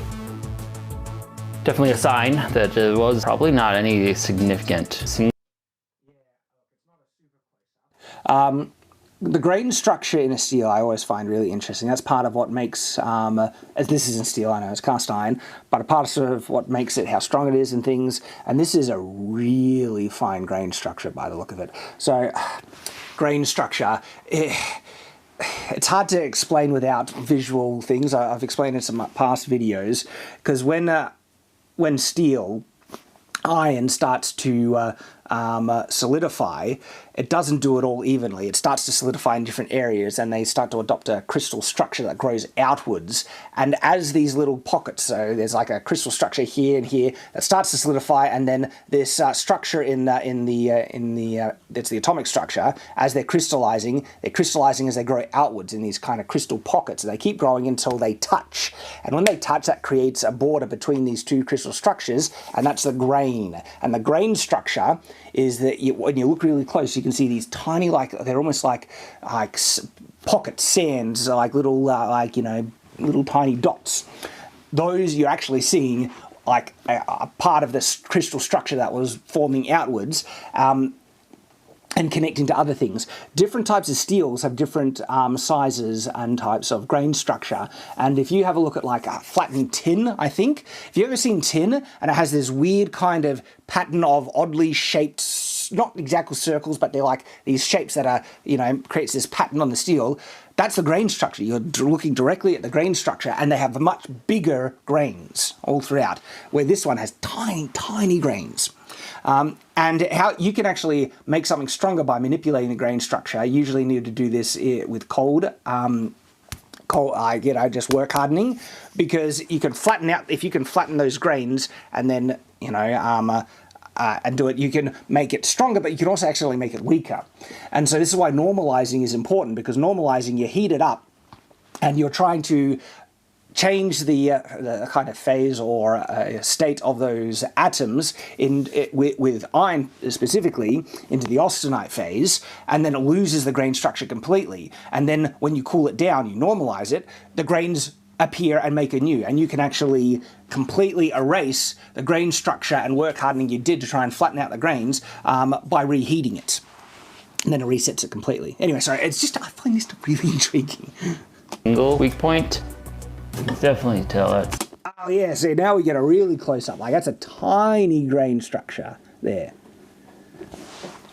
It's very much cast iron grain. Oh yeah, you mentioned very much a cast iron grain. Look at it. And see how bright that is? When you really break it apart, that is shiny, shiny bright cast iron. Yeah. No, sorry, not shiny bright, but it's a bright gray. It's a very bright gray. Well, that's just kind of the reality of cast iron. It's really strong when you compress it, but when you bend it at all, it's likely to break. And that's basically what was happening when I was wailing on it. So, about what I expected. Just to kind of see how it would turn out in a real life battle. See if it could even deflect the shot or if it's just gonna break. It's gonna be a bit shorter now, which might actually improve its odds quite a bit, but I'll give it a shot. Let's give it a whack with bronze. It's held up actually pretty good. Forged. So, bronze versus cast iron, right?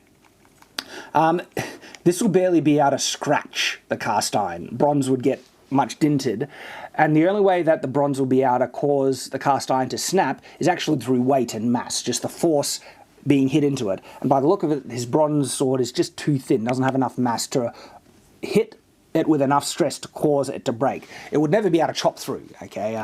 Just the material difference, not going to happen. Yeah. All right, that took the tip off of it. The cast iron. Actually, let me see. Maybe I was wrong. Or did it snap right there? It's hard to see. It's not slow-mo. Maybe I was wrong. He does put in enough force to actually snap it where he's striking. There we go. There we go. As kind of expected, did break pretty easily. It was able to take some decent blows and deal some decent blows. It broke relatively quickly compared to everything else we've done. Not the greatest material for a sword, and I think like, if you have a choice, you're probably better off. Interesting. Bronze outperforms cast iron. I just hit upon hit. It's not a perfect test, but I think there's some indication to show you. Like bronze, surprisingly good. That's why people did make it out of something. It's not perfect. Again, it doesn't perform against good quality steel. It doesn't perform. But when you just put it against, especially, you know, wrought iron, their properties are quite similar. Sticking to bronze. Bronze is gonna get beat up. It's a little bit softer, but it has that bendability that it's not just gonna snap and break on you. Because if you're in battle, this isn't gonna do too much. That is the other thing. A bend is better than a snap. You can potentially repair a bent sword. It's very hard to repair a snapped one. For you. I'd say cutting wise, it's pretty strong. Probably would cut a lot better if it was a bit thinner. For the strike I did put onto the forged sword, it did leave a pretty big dent in there, much more than any of the bronze. It is interesting. So again, it's much harder. So it dented the forged one where it didn't get much of a scratch on itself. Bronze ones ever did. So you're gonna get a harder strike with this sword, but it's more likely to break on you. Probably best sticking to using it for pans. A little bit less likely to break that, I think. So this has been a kind of a fun experiment to explore some of the alloys of iron and the different characteristics of everything. But next up, we're gonna explore more on making actual steel. That kind of depends on the control of the amount of carbon you put into your iron. You get too much in there and you get cast iron and it's gonna be brittle and break. Get too little and it's gonna be basically mild steel or iron, which is not as hard. So you want an exact percentage of carbon in there and you get a really...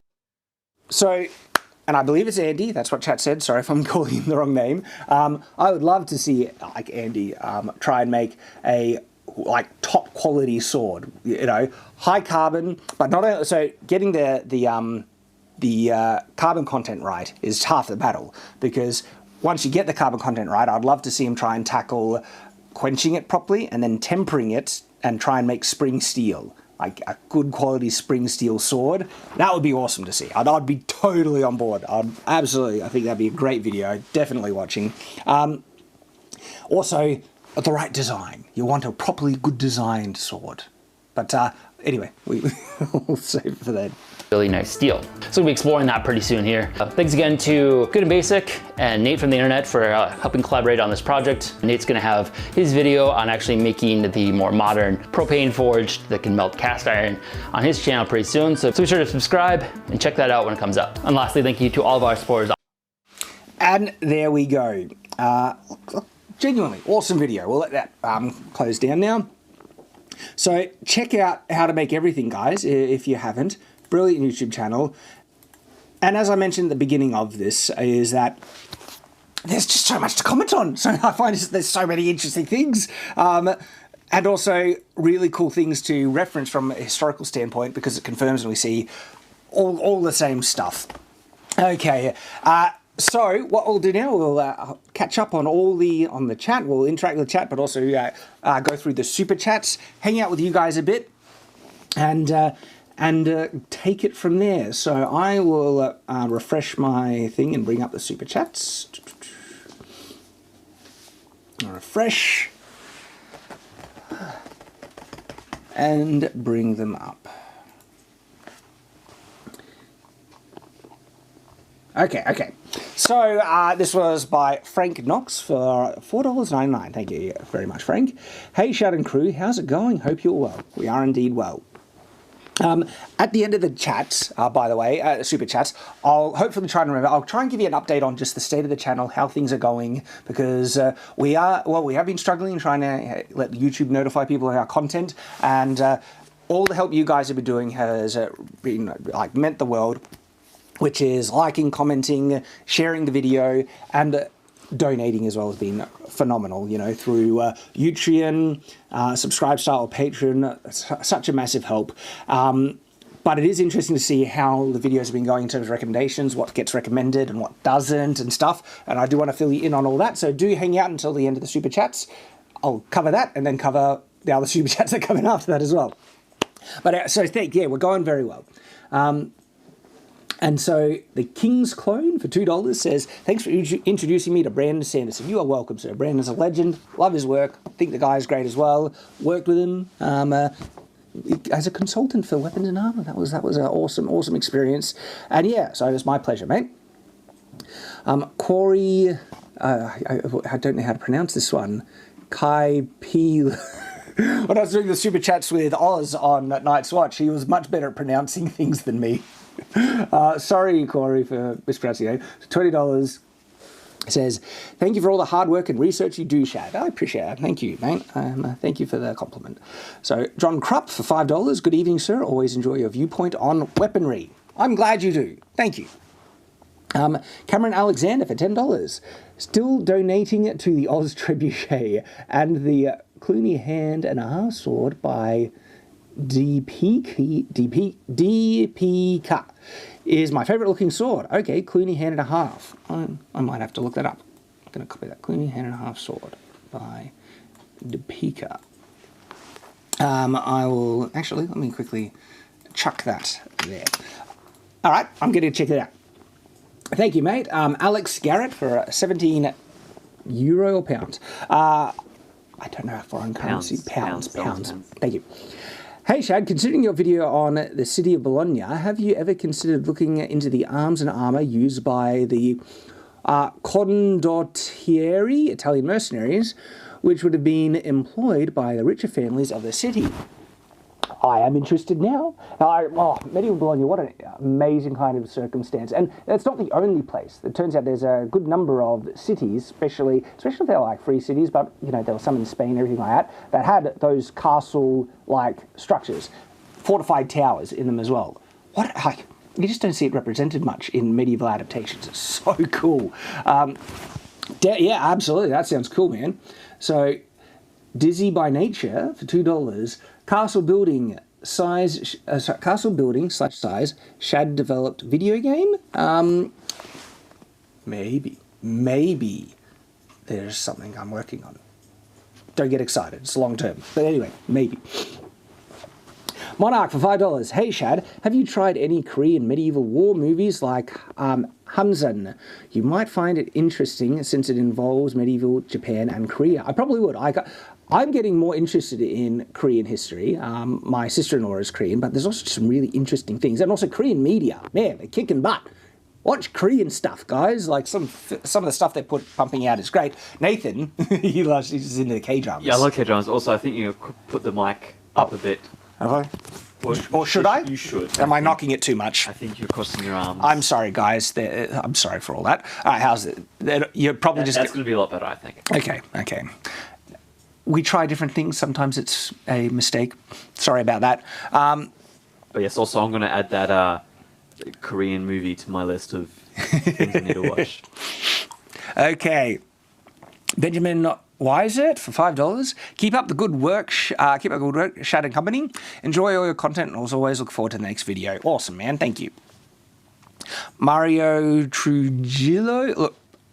Apologies for the pronunciation ahead of time for everyone. For $10 US, thanks, mate. Says, keep up the fight, Shad. You've inspired me to write my own fiction. That is awesome, man. Don't know if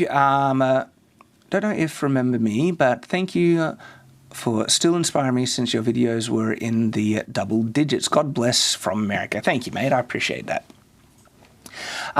Merrill Hawkins, $5 US. HTME is one of the few, How to Make Everything, is one of the few channels I really look forward to when they post. Cheers from one Latter-day Saint to another. Cheers to you, sir.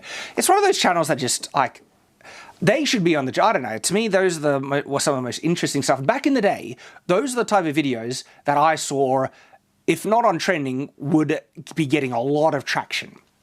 And again, I see my own videos struggling, but I see these other channels that are making ones that I feel better than me. Why aren't they exploding? And they don't get nearly as many views as I think they should.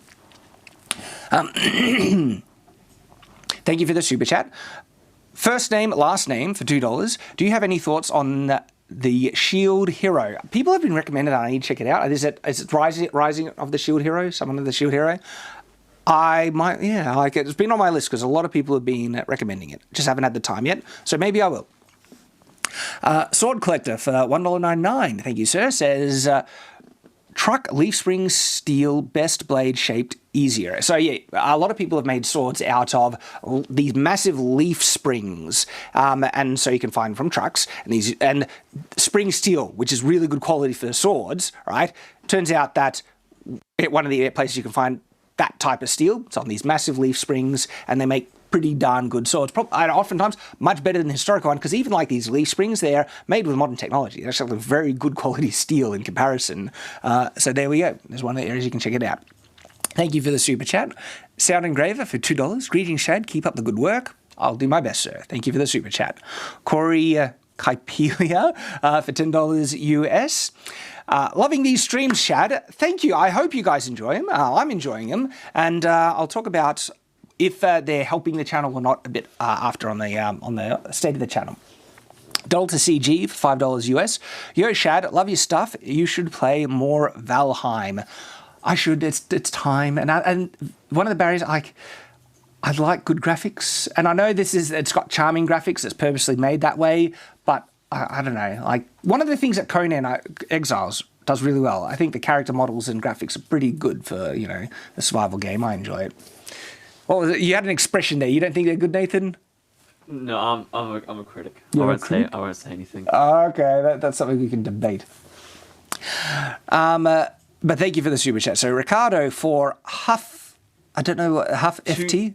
2,000 forint, Hungarian forint. Oh, well, thank you. You would know that, wouldn't you, That's Nathan? the only foreign thing I know. Nathan, I don't know what you want to say now. Like Shad, who served a mission, I served a mission too in Hungary, so I know all about. He can recognise the Hungarian stuff. Yes, which is about $5. Well, thank you, mate. I appreciate it. Greetings from medieval Hungary. Greetings to you, sir. Zyga Godhand for $1.99. Shad, you got to review how they shoot bows in Prey. Ooh. Do they shoot them? Interesting. Ooh. Prey has been getting a bit of discussion. I've seen some people say it's all right, but other people who I also really trust say it's not. It's a big miss. Maybe it'll just be interesting to analyze the combat and weapons. If there's enough interest and traction in it, we could do something like that. But thank you for the super chat and suggestion. That guy Brody for $20. Shad, video idea. Since you like all sorts of odd medieval weaponry and concepts, how about recreating the ZNA production brawler shield? ZNA. I don't know what. Reacting to ZNA. Oh, I don't know what that's for. Maybe chat will have to let us know what ZNA is. It has some points I think you'd have to break apart and analyze. Yeah, the YouTube channel. Oh, it's a YouTube channel. Okay, cool. All right, I might give that a look.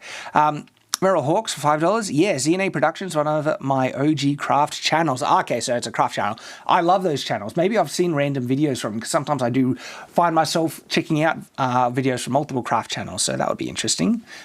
Thank you. Yeah, absolutely. Motocross Cooper for $4.99. I wonder if heating too far past the initial liquefying temperature can cause certain problems later, burning away certain necessary elements. Wouldn't burn away carbon, not to my knowledge, and that's the main element that you want in there. So I don't think so, not the necessary stuff. Depends, of course, on like how far past it, but in terms of the human technology in smelting and stuff, and how fast we normally can with that technology, I haven't seen it come up as an issue. Jess Stewart for $2. It's like oatmeal casting. Thank you for the super chat. LJ Cyrus 1 for $5 US. That confusing castle has a Wikipedia page. It's apparently a Sacre de Saint Michel. It's apparently the Sacre de Saint Michel or Michel, sometimes known as Saint Michael's Abbey. Okay, awesome. I will be able to look that up as a reference. Thank you, mate. Motocross Cooper for $4.99. Don't see ventilation channels to allow air to escape out the opposite end of the pore, which allows for molten metal to fill all the way. That could be one of the issues, yes. Jegs Dino God for $5 US. Have you ever read Elric in Melbourne? It's what The Witcher plagiarized. Razorfist video, seen the video. I thought it was very interesting. Created dark fantasy and a ton of heavy metal songs. So yeah, excuse me, I need to clear my throat. We might need to mute my...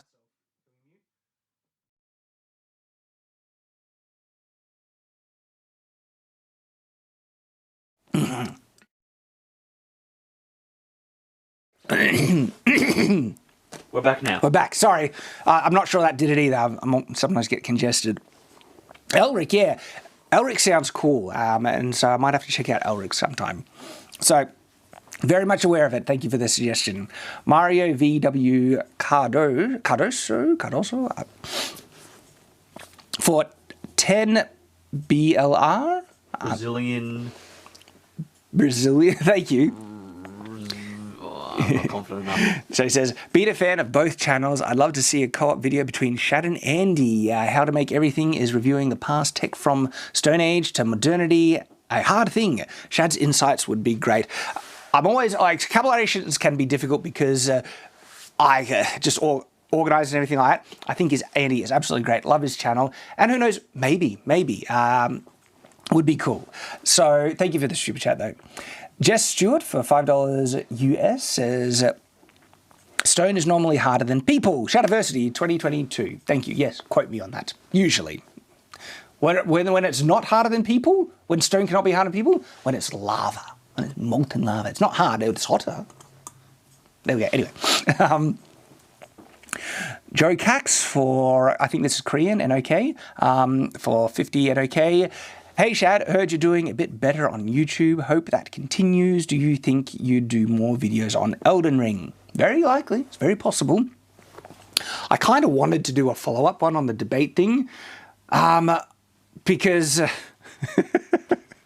made the video. A lot of people disagreed. Someone replied. I replied to him. Then the response was, okay, maybe it's not that what you're saying doesn't have any merit to it. It's that you're saying it's objective. And that's wrong. And I was like, I think I need to do a video on what I said, and what I said was objective things. So there was two things specifically I said were objective flaws in it. Not the whole thing. There were subjective things, but I was very clear about what was subjective and what was not. And also, it seems like a lot of people just weren't understanding what causes something to be an objective judgment. As when you have an objective standard you're comparing it against, then you're being objective, aren't you? And there's anyway. So but then, like, would that just end up ticking off all the people that, you know, are interested in even more? I'm not sure how good it would do. I partially want to do it just for my own satisfaction, but I don't know. But then other videos, because Elden Ring is a great game, and so there are other, you know, takes and views that I'd be very interested in. And there's been kind of side Elden Ring videos that I made. Like when I did a video on weapon damage, that a dagger can do just as much damage in certain cases as big swords and everything. That was also kind of like applied from an Elden Ring perspective on how they approach weapon damage and stuff. So that is, thank you for the super chat. That's brought me up to date where I am at the moment. Ooh, excuse me. I'll give a bit of a brief update on the channel and then catch up on the rest of the chat. So I'm just going to, you don't need to bring it up here. I'm going to bring it up here for my own reference. Yeah. So it's been really interesting. The support has been absolutely phenomenal. So I really appreciate it. And so I've been watching what's been going on with the recent videos. And maybe people have not been able to catch exactly what's been going on, because I've been putting out far more content than regular lately. I've got the live streams. And because I went to the Medieval Festival, there's been a whole host of midweek content regularly. Midweek content is it's not stuff that I have to have a midweek video. If there's nothing there, sometimes I'm more than happy to miss the midweek and have the primary weekend video. So Shadowversity is always the primary weekend video. And those are the videos that I, one, need to perform, and usually that's the primary content. And so I've always been happy to put midweek videos as the ones that I expect probably won't do as well, just from my own understanding of my audience, and also for experimental videos where I don't know if it'll be good. Sometimes those experimental ones I need to push to the primary videos, and they do well. So I do have a good understanding usually of this video should do really well for my audience if YouTube bothers to recommend it or not. So at the moment, the weekend videos have been performing pretty darn good at the moment, honestly. So the first primary video after my YouTube one, where I discussed the issues, was the Dungeons & Dragons trailer review. That's done really, really well. Past my regular standard of 150,000, so that was great to see. It seemed like a lot of people jumped on board to not only share it, but because D&D was trending because of the trailer, that also helped. That's one of those subjects that YouTube was like, yeah, we'll bother recommending that a bit more. The bigger test for, okay, how well is the channel kind of coming back to where it needs to be? And that's not because YouTube has changed. YouTube hasn't changed, because you guys are helping out, and it's all thanks to you guys. Jumping on the notifications, finding ways to get notifications easier, like following me on Facebook or Twitter, or subscribing to my website where we announce, we send you an email when we post. And so people have been actively looking for my content more, not only through notifications, but doing it on their own because of the video and the support. So that's been really, really helpful. And to see if that's been able to push the algorithm bias aside to get through to get some of these videos to be noticed and recommended a bit more. And so the big test for me was the next fight scene autopsy, because the fight scene autopsies have been struggling. They didn't do nearly as well as I expected they would, because my audience usually loves fight scene autopsies, which has been confirmed, because even after they got released initially, it looked like they were not getting recommended, and so YouTube was just not recommending it, and that's a type of shadow banning and suppression. But after the fact, people have been sharing that video and coming to it and finding it and everything, and those videos have much slowly, reached the views that I expected them to have reached much early on, which goes to show you my audience has been very interested in those videos, but they weren't recommended nearly as much as they should have been to people who wanted to see them.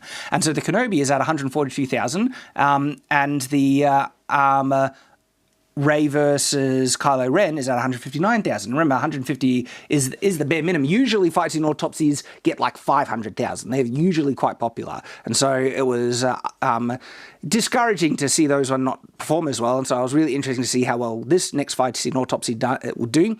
And after 8 days, it's on 251,000. So it's doing great. It's doing well. And nothing to complain about that. And so that's very encouraging to see. And so that's a primary weekend video. The next primary weekend one was released 2 days ago. That's the Dungeons & Dragons Was Right video, shock horror, comparing the mechanics of using weapon one-handed versus two-handed. Very classic Shadowversity weapon-based kind of discussion analysis video. And that's doing about average, the average that I hope at, which is good. It's almost at 100,000 after 2 days. And so that will slowly reach about, if projections are accurate, about 150,000 in the month, which is the standard I like to try and maintain. And that's great. That's encouraging, because people might misunderstand, because the midweek content unfortunately hasn't been doing as well as the weekend content.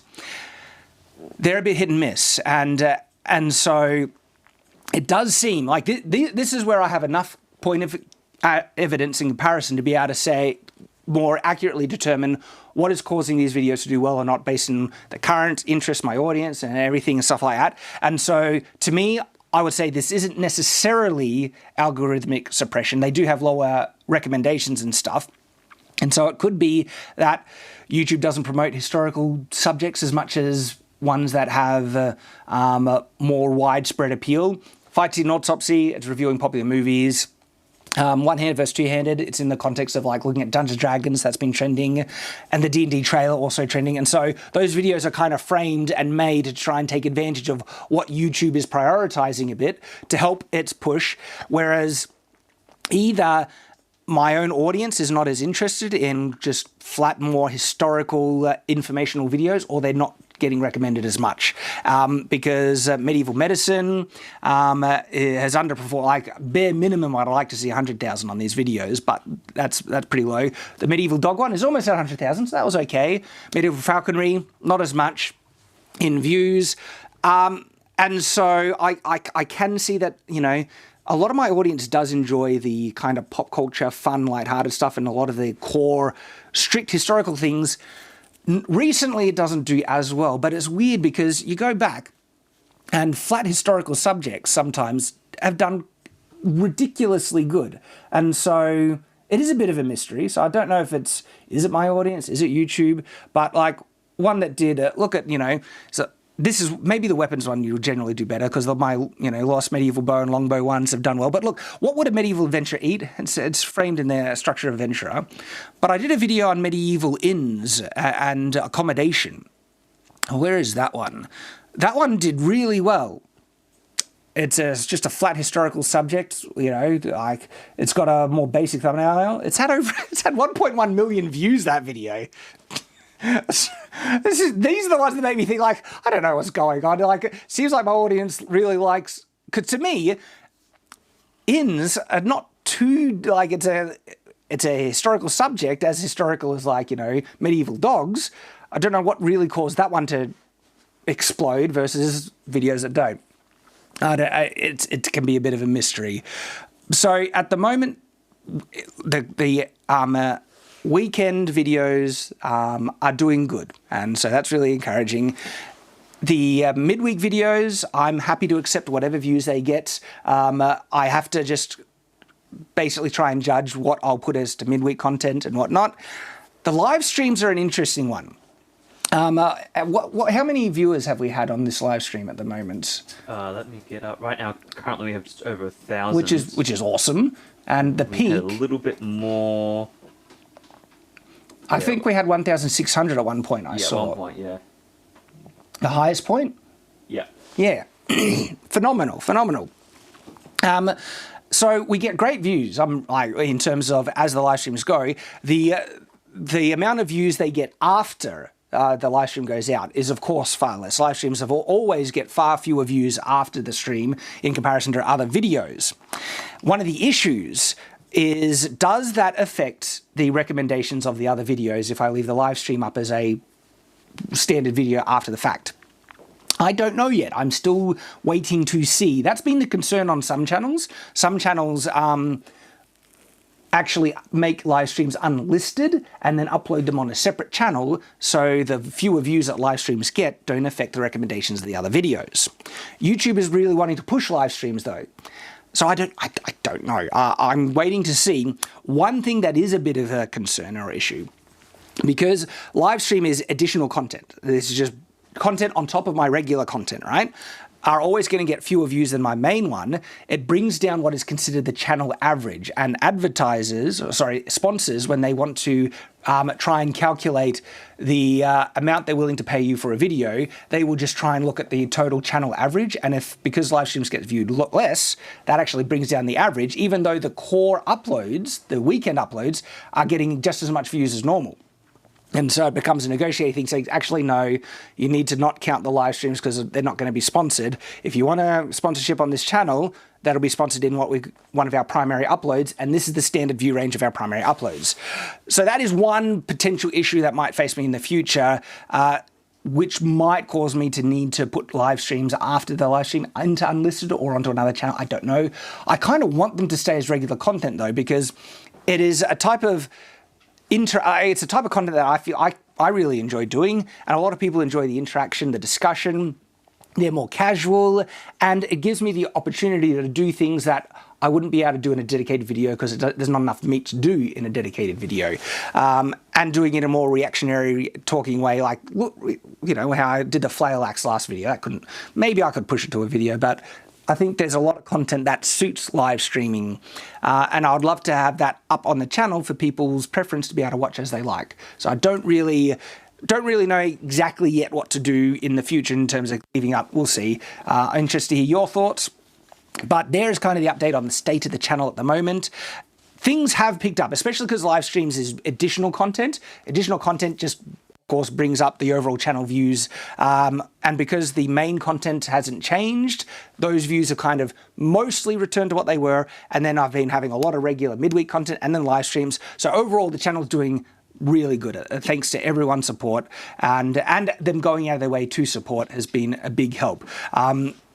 And so don't be deceived by the fact that live streams have lower views and the midweek content videos are a bit of a thing. If you look at the regular primary content that Shadowverse has been, the weekend uploads, those seem to have been brought back.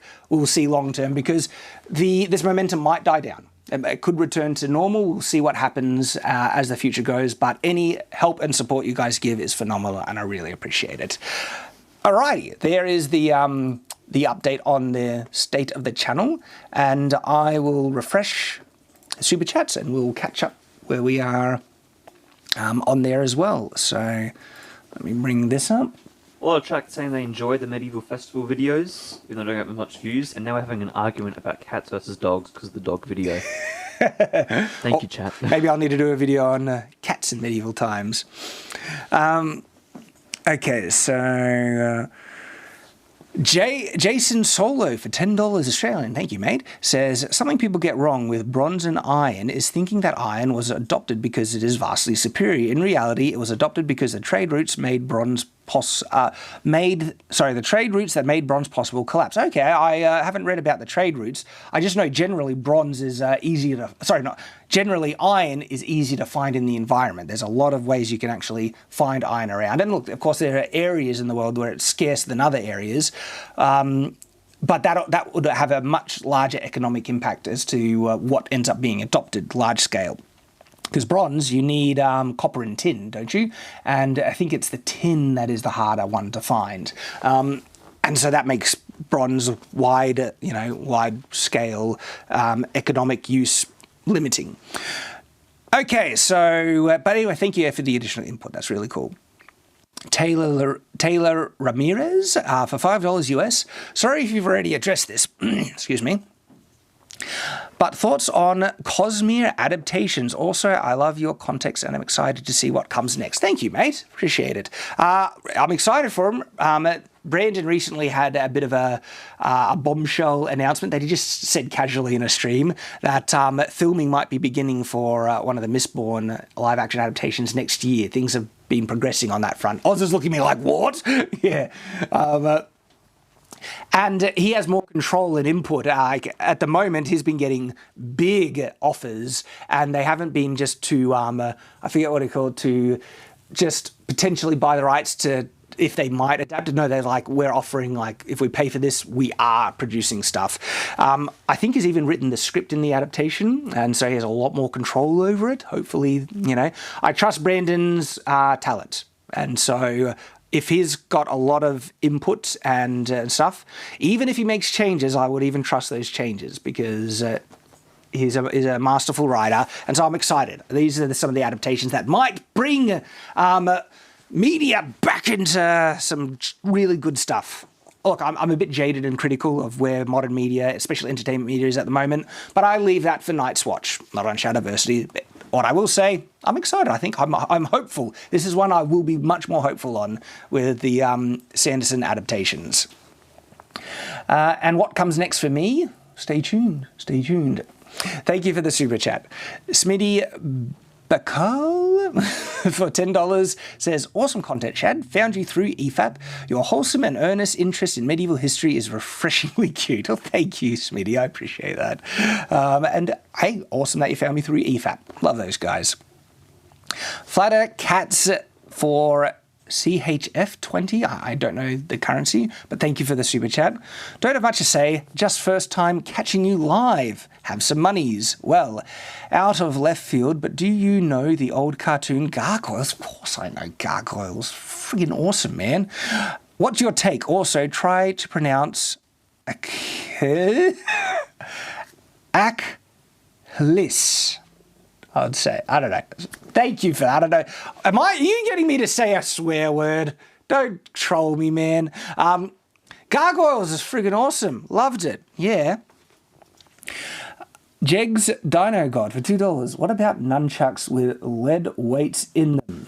So heavy nunchucks? Still nunchucks. All the issues still apply. Thank you for the super chat. Z-Tac Firm Behind. I saw what you were trying to sneak there, but I'll say it anyway because it's not too bad.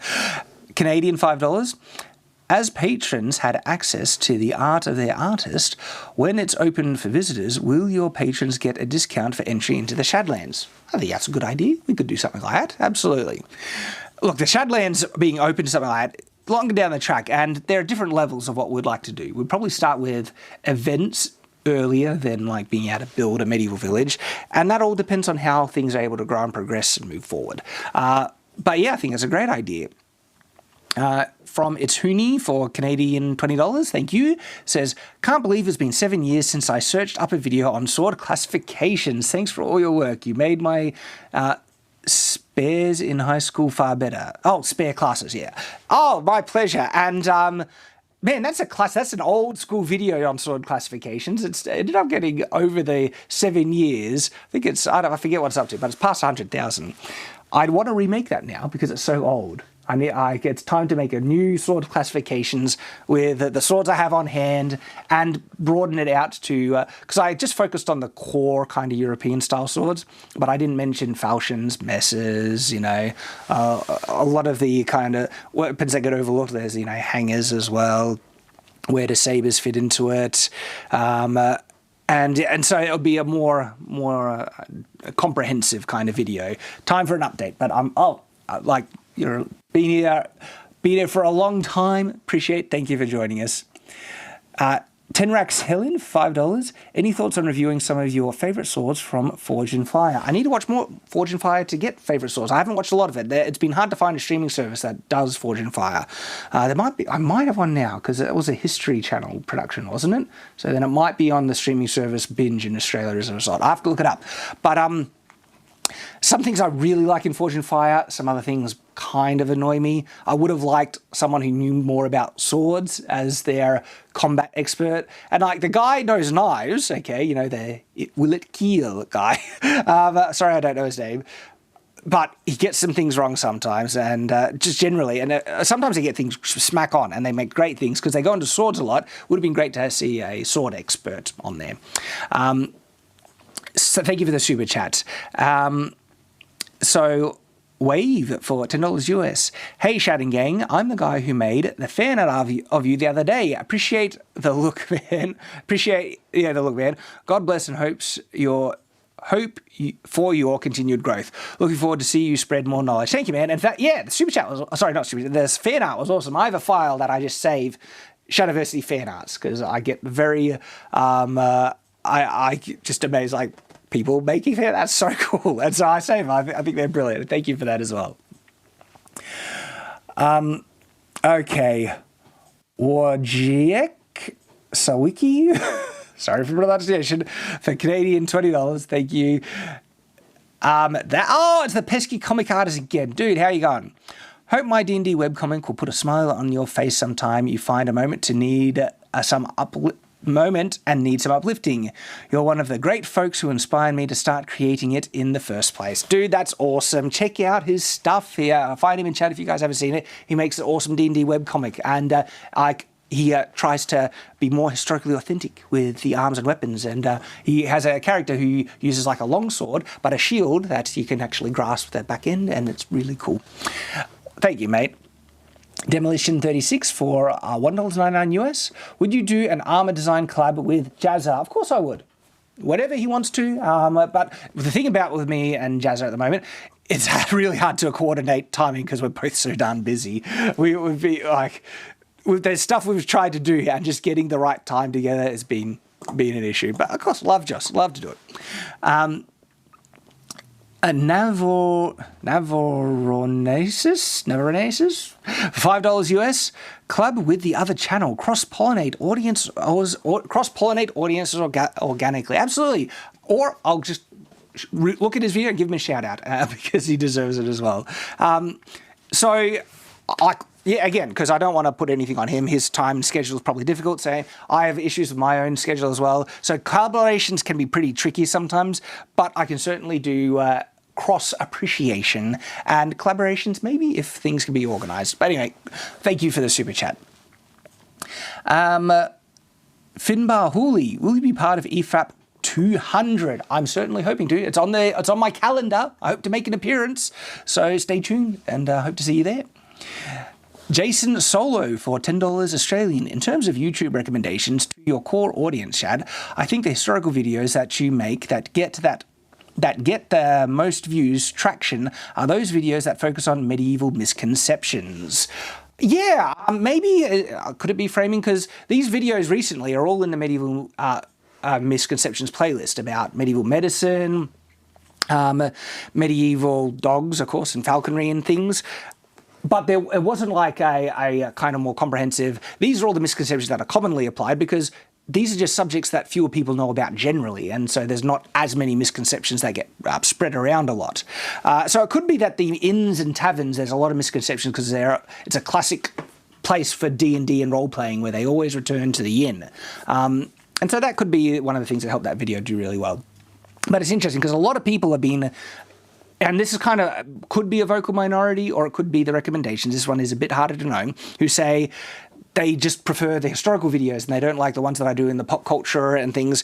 Yet the pop culture and analysis, one, I really enjoy doing it, so I'm always going to do it anyway. But they also get a lot more views because they're engrossed in pop culture. And so they love to see the analysis or discussions where we look at the historical connections with pop culture and stuff.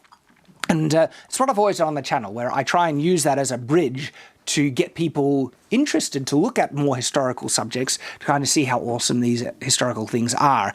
And I don't necessarily even consider myself a historian. I consider myself a historical enthusiast with very specific areas of interest. I'm a weapons and armor enthusiast. Well, I'm a sword enthusiast first and foremost. That's the big thing. And weapons enthusiast, medieval enthusiast, more generally applying to those concepts around that, like knights, castles, the medieval warfare and combat things.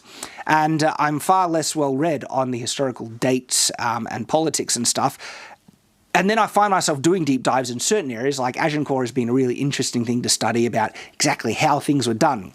But as a result, I don't consider myself well read on the full breadth of the entire medieval culture and everything. And some people expect me to know things about areas that, no, I don't know a lot on. And because I'm also growing in my knowledge, I like to continually learn about that stuff.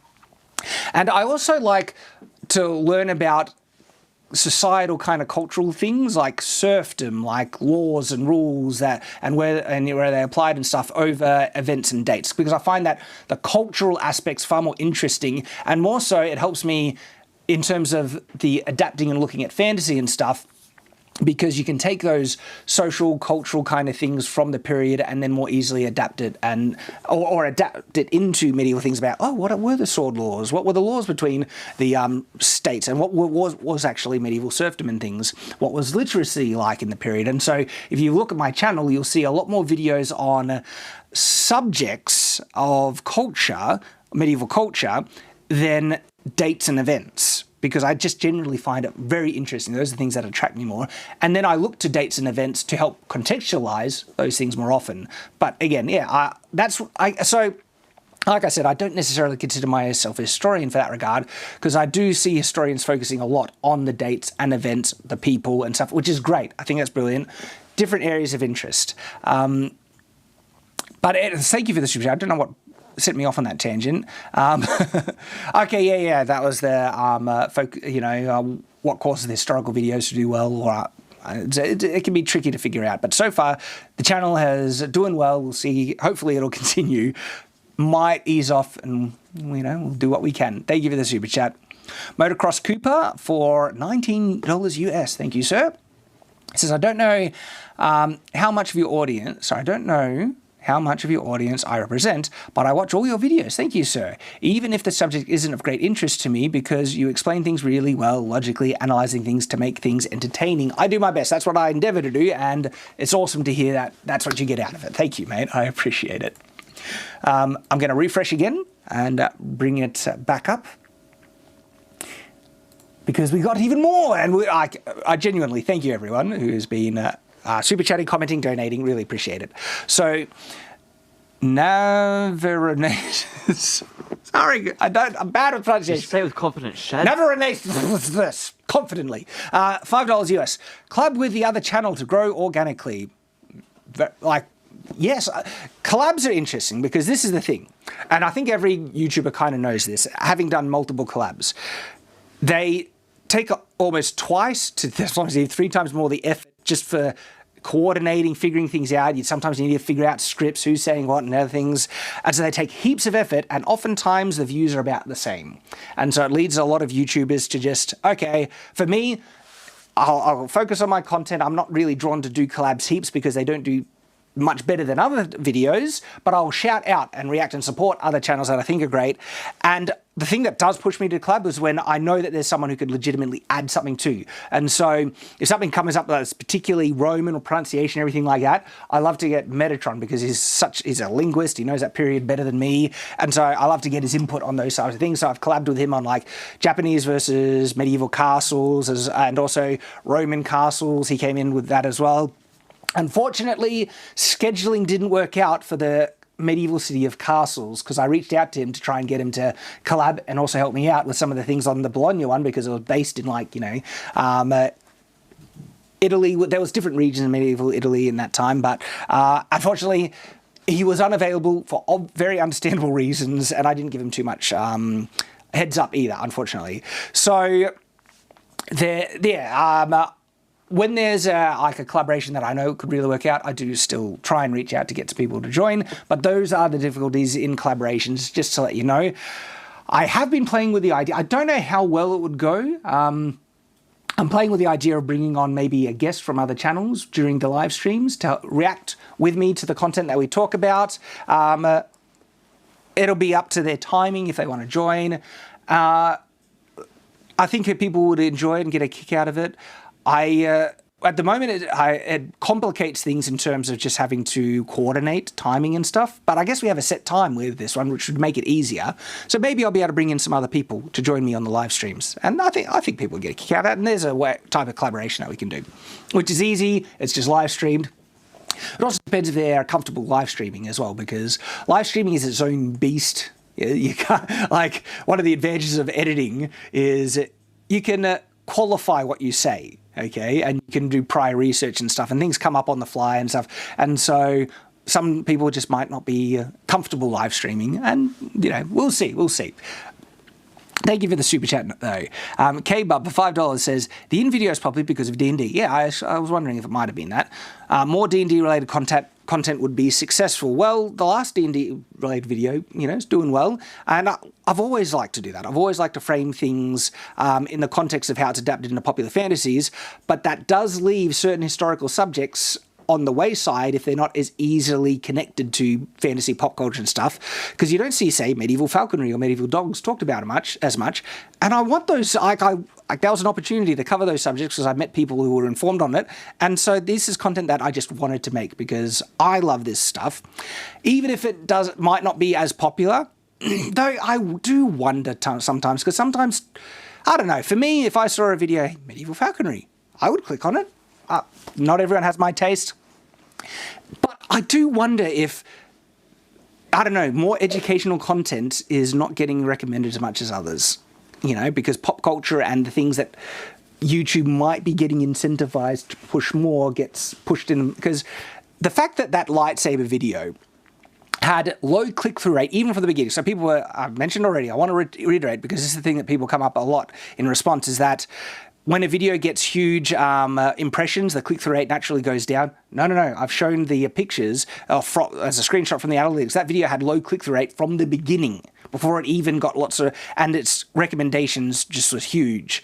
Because Star Wars, apparently, even though it was an objectively less popular video, people were clicking on it less broad across the entire board than many other videos, that YouTube, if it promoted as much, gave as many recommendations to those videos, they would have gotten more views just by those statistics and analytics than the Star Wars one. So why was Star Wars getting pushed so much when the algorithm could have easily picked up on this is not as a popular video as other ones?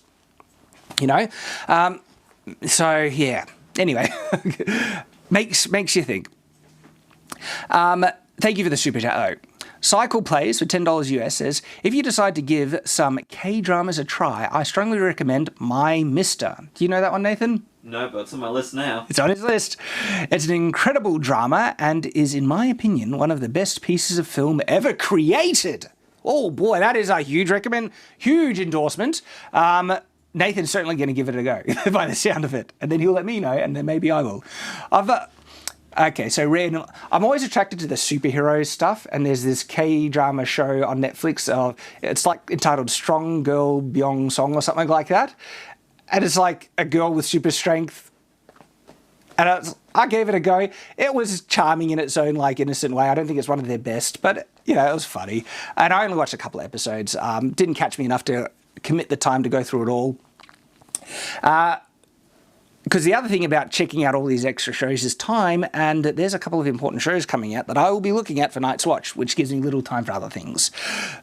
But anyway, I'll keep it in mind. And Nathan, if he gives it an also recommendation, maybe I will check it out. Thank you for the super chat.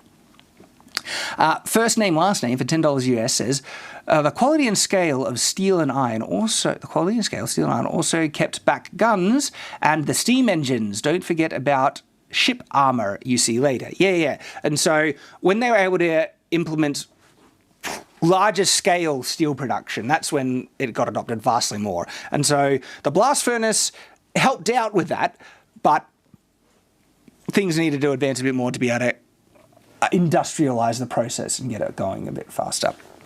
Absolutely. Thank you for the super chat. Wing of Shoe for $2 says, what about sword chucks?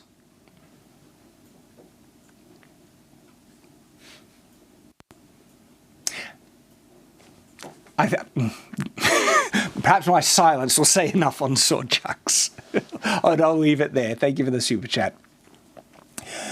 Fisher89 for $5 US. Happy to be here. Found your channel a while back doing research for a story idea I had. Low fantasy, and I wanted a greater level of realism. That's awesome. I love it when people, like, I find out people found me organically through, well, not actually, they found me through actually searching a subject. That's cool. I love it. It's like, hey, that means my videos are coming up in those searches. Cool. Thank you, mate. That's awesome. Bush Sage for $5 says, all your work has helped me improve my accuracy in my fantasy writing and trump over others. Awesome. Thank you, sir. Thank you for everything. I appreciate it. Thank you. Sketch Therapy for $2. Collab with Master Archery with Asher when? ? Sooner than you might think, but that we might, my brother Asher, he might appear on the Shadlands, but already my other brother, the brother that hasn't appeared, Callan, is going to appear on the Shadlands because his interest in some of the things that I want to test out on the Shadlands. We want to try and do some survival, not big challenges, like little survival challenges, because I've already done it. You know how I like if you've seen the Shadlands content, I like testing out things with the fire strikers and starting fires, doing cook-ups and things, and there's other things that we want to try out on the Shadlands. There's going to be videos. I want to try and see if I can light a fire with a fire striker in wet conditions as a challenge, and it might take me all day. But it'll be fun. And so my brother wants to join me with that. And we're going to see if Asher wants to join us as well. Subscribe to the Shadlands if you guys haven't. There's just fun stuff. Shadlands is a bit of an eclectic channel, but it's all related to stuff we do on the Shadlands. And so sometimes it will be reviews on stuff that we use on the property, activities that we do with my kids, as well as development videos and updates as we build the house and castles and things, and the progress there, as well as behind-the-scene vlogs, as well as build projects that we do for the help out of all the channels. Excuse me. But all that fun stuff is on there, and we're just having fun making content, and so really light-hearted, easy watching stuff. Hope you enjoy it. Go check it out if you haven't. So, yes, Asher might appear then. Thank you for the super chat. Mario VW Cordozo for $5. For 5 BRL. I don't know the currency, but thank you, sir. Keep doing what you like. I've liked most of everything so far, especially those about writing. Most of us will follow, I believe. Unfortunately, it seems like the YouTube audience is a bit more finicky. I'm so grateful that you're a true fan and you're going to stick with me through thick and thin. And the larger audience, the majority, by my experience, is a bit more finicky. As soon as you do content that they haven't really subscribed for, they won't stick around for too long after that. And it's also kind of the focus. Like when I try and add new so back in the day, I was doing a lot of fantasy reviews and everything like that, and I want to expand it to do more pop culture analysis, tests and everything on top of the other videos. But I'm only a single man. I have additional help now, thank goodness. But it also means to do this new content, I need to fit it in between the other content, to the point where some viewers think that I've stopped doing the other content. Well, no, I still have. Just take a look, you'll find it. But they're not as on board with the content I'm doing in addition to the stuff I've always been doing, and they unsubscribe through protest because it's not what they felt Shadowversity either started out to be or should be. When it's this content I've always made, but I love expanding to try new things always. And so, but that's when what should happen on the channel is there's a rotation in viewership on channels normally. Most YouTube channels will be able to tell you, like you get regular people unsubscribing as a constant thing. And it's just happens throughout the life of the channel. But what should happen is more, if you're making good content, more people are subscribing than unsubscribing, and you get that kind of rotating and growth still happens. And that's the natural course. So it is not uncommon or irregular for people to unsubscribe because either they've moved on or their tastes have changed. And again, if they think the content has changed, that's the one that I do take. It looks like the content hasn't changed. I've broadened the content to make new additional content, but the historical videos, they're here. Just take a look. You don't need to go back far to find educational historical videos. You don't need to go back far to find analysis in fantasy stuff, and you'll still find the fun, entertaining ones that I just do for the fun of it, because they also do really well to audiences, my current audience, and I enjoy making them. So anyway, there's a bit more of a description, explanation on the nature of YouTube and audience and things. But thank you for you sticking with me through thick and thin. I appreciate it. Sleptrock for $5 US. Hail Shad, opinion on the Killage supremacy. So I get names mixed up. Let me quickly. Killage. That's one of the. Before I even look it up, I believe that is one of the scimitar class of swords. So, like I said, it's actually, in fact, the Killage is the more classic scimitar-looking sword that people would usually identify as the scimitar. Beautiful sword, love it. It's great. It's great. Killage supremacy depends on context. All right. So that's where I'm up to date, but I'll refresh again, see how I go. Yeah, we've got a few more since then. Thank you for the super chat, though. Navaronesis, for $5 US, says, as an author, I use your channel to start research. Thank you, sir. I like when I can find videos about the nuances of medieval life that isn't covered everywhere else. That's some of my favorite stuff as well. I love covering the areas in which it's important, but oftentimes missed. I love that. So thank you, mate. Sketch Therapy for $3 says, yes, Asher the Archer will be back, baby. Loved that. Oh, I'm glad you do. Ender Raids for $1.99 US. Thank you for the super chat. Can you do a video on medieval slugs? Maybe. We'll see. Maybe. Thank you, though. Is Tradifi for PLN 10? I don't know what that's for. Thank you. Could you try and say a very long word? And no, I'm not going to even attempt it. Hey, nice try. Because I don't even know what I'm saying when I even try and pronounce it. I'm not going to get trolled. Anyway, thank you for the super chat. Chaos82 for $5 US says, your knife review saved me from buying something that, as you proved, was not as good as advertised. Many creators have that company as a sponsor. They tried to approach me. We're talking about the Kamikoto knives. Well, I'm glad I could give you a more informed take on those knives, and you could then make a choice for yourself after the fact. Very happy that I was able to do that. Thank you, mate. Random Hobby for BRL5. Thank you, sir. Hello there. Cheers from Brazil. I'm buying my first katana, thinking about a 9260 spring steel. What do you think of this choice? I think that'll be a great choice. Yeah, good spring steel. If it's good, you know, and that I think 9260. Look, I don't actually know the specifics of that one, but spring steel is usually really good, really good. So yeah, absolutely, absolutely. And that gives me up to date, but then I'm going to quickly jump to the chat, see where we're at here. And I think another 2 more pop in. 2 more? The chat is running very quickly. Oh, yep, we have Tyler Larsen for $4.99. Thank you, sir. I just thought you should know that your thumbnails are criminally underrated. They're hilarious and should be given recognition. Oh, thank you. I'm glad you appreciate them. I try. I put a lot of effort into thumbnails. Sometimes they work, sometimes they don't. But I try my best. I can certainly say that. I'm glad you appreciate them. Cycle Plays, would you consider doing any more videos reviewing writing samples from viewers? Is it too much time and effort for return? That is one of the issues. They get viewed less. It's something I'd like to do. Maybe we'll do a live stream on them. We could do that as a bonus thing at the end. I quickly look at some writing samples.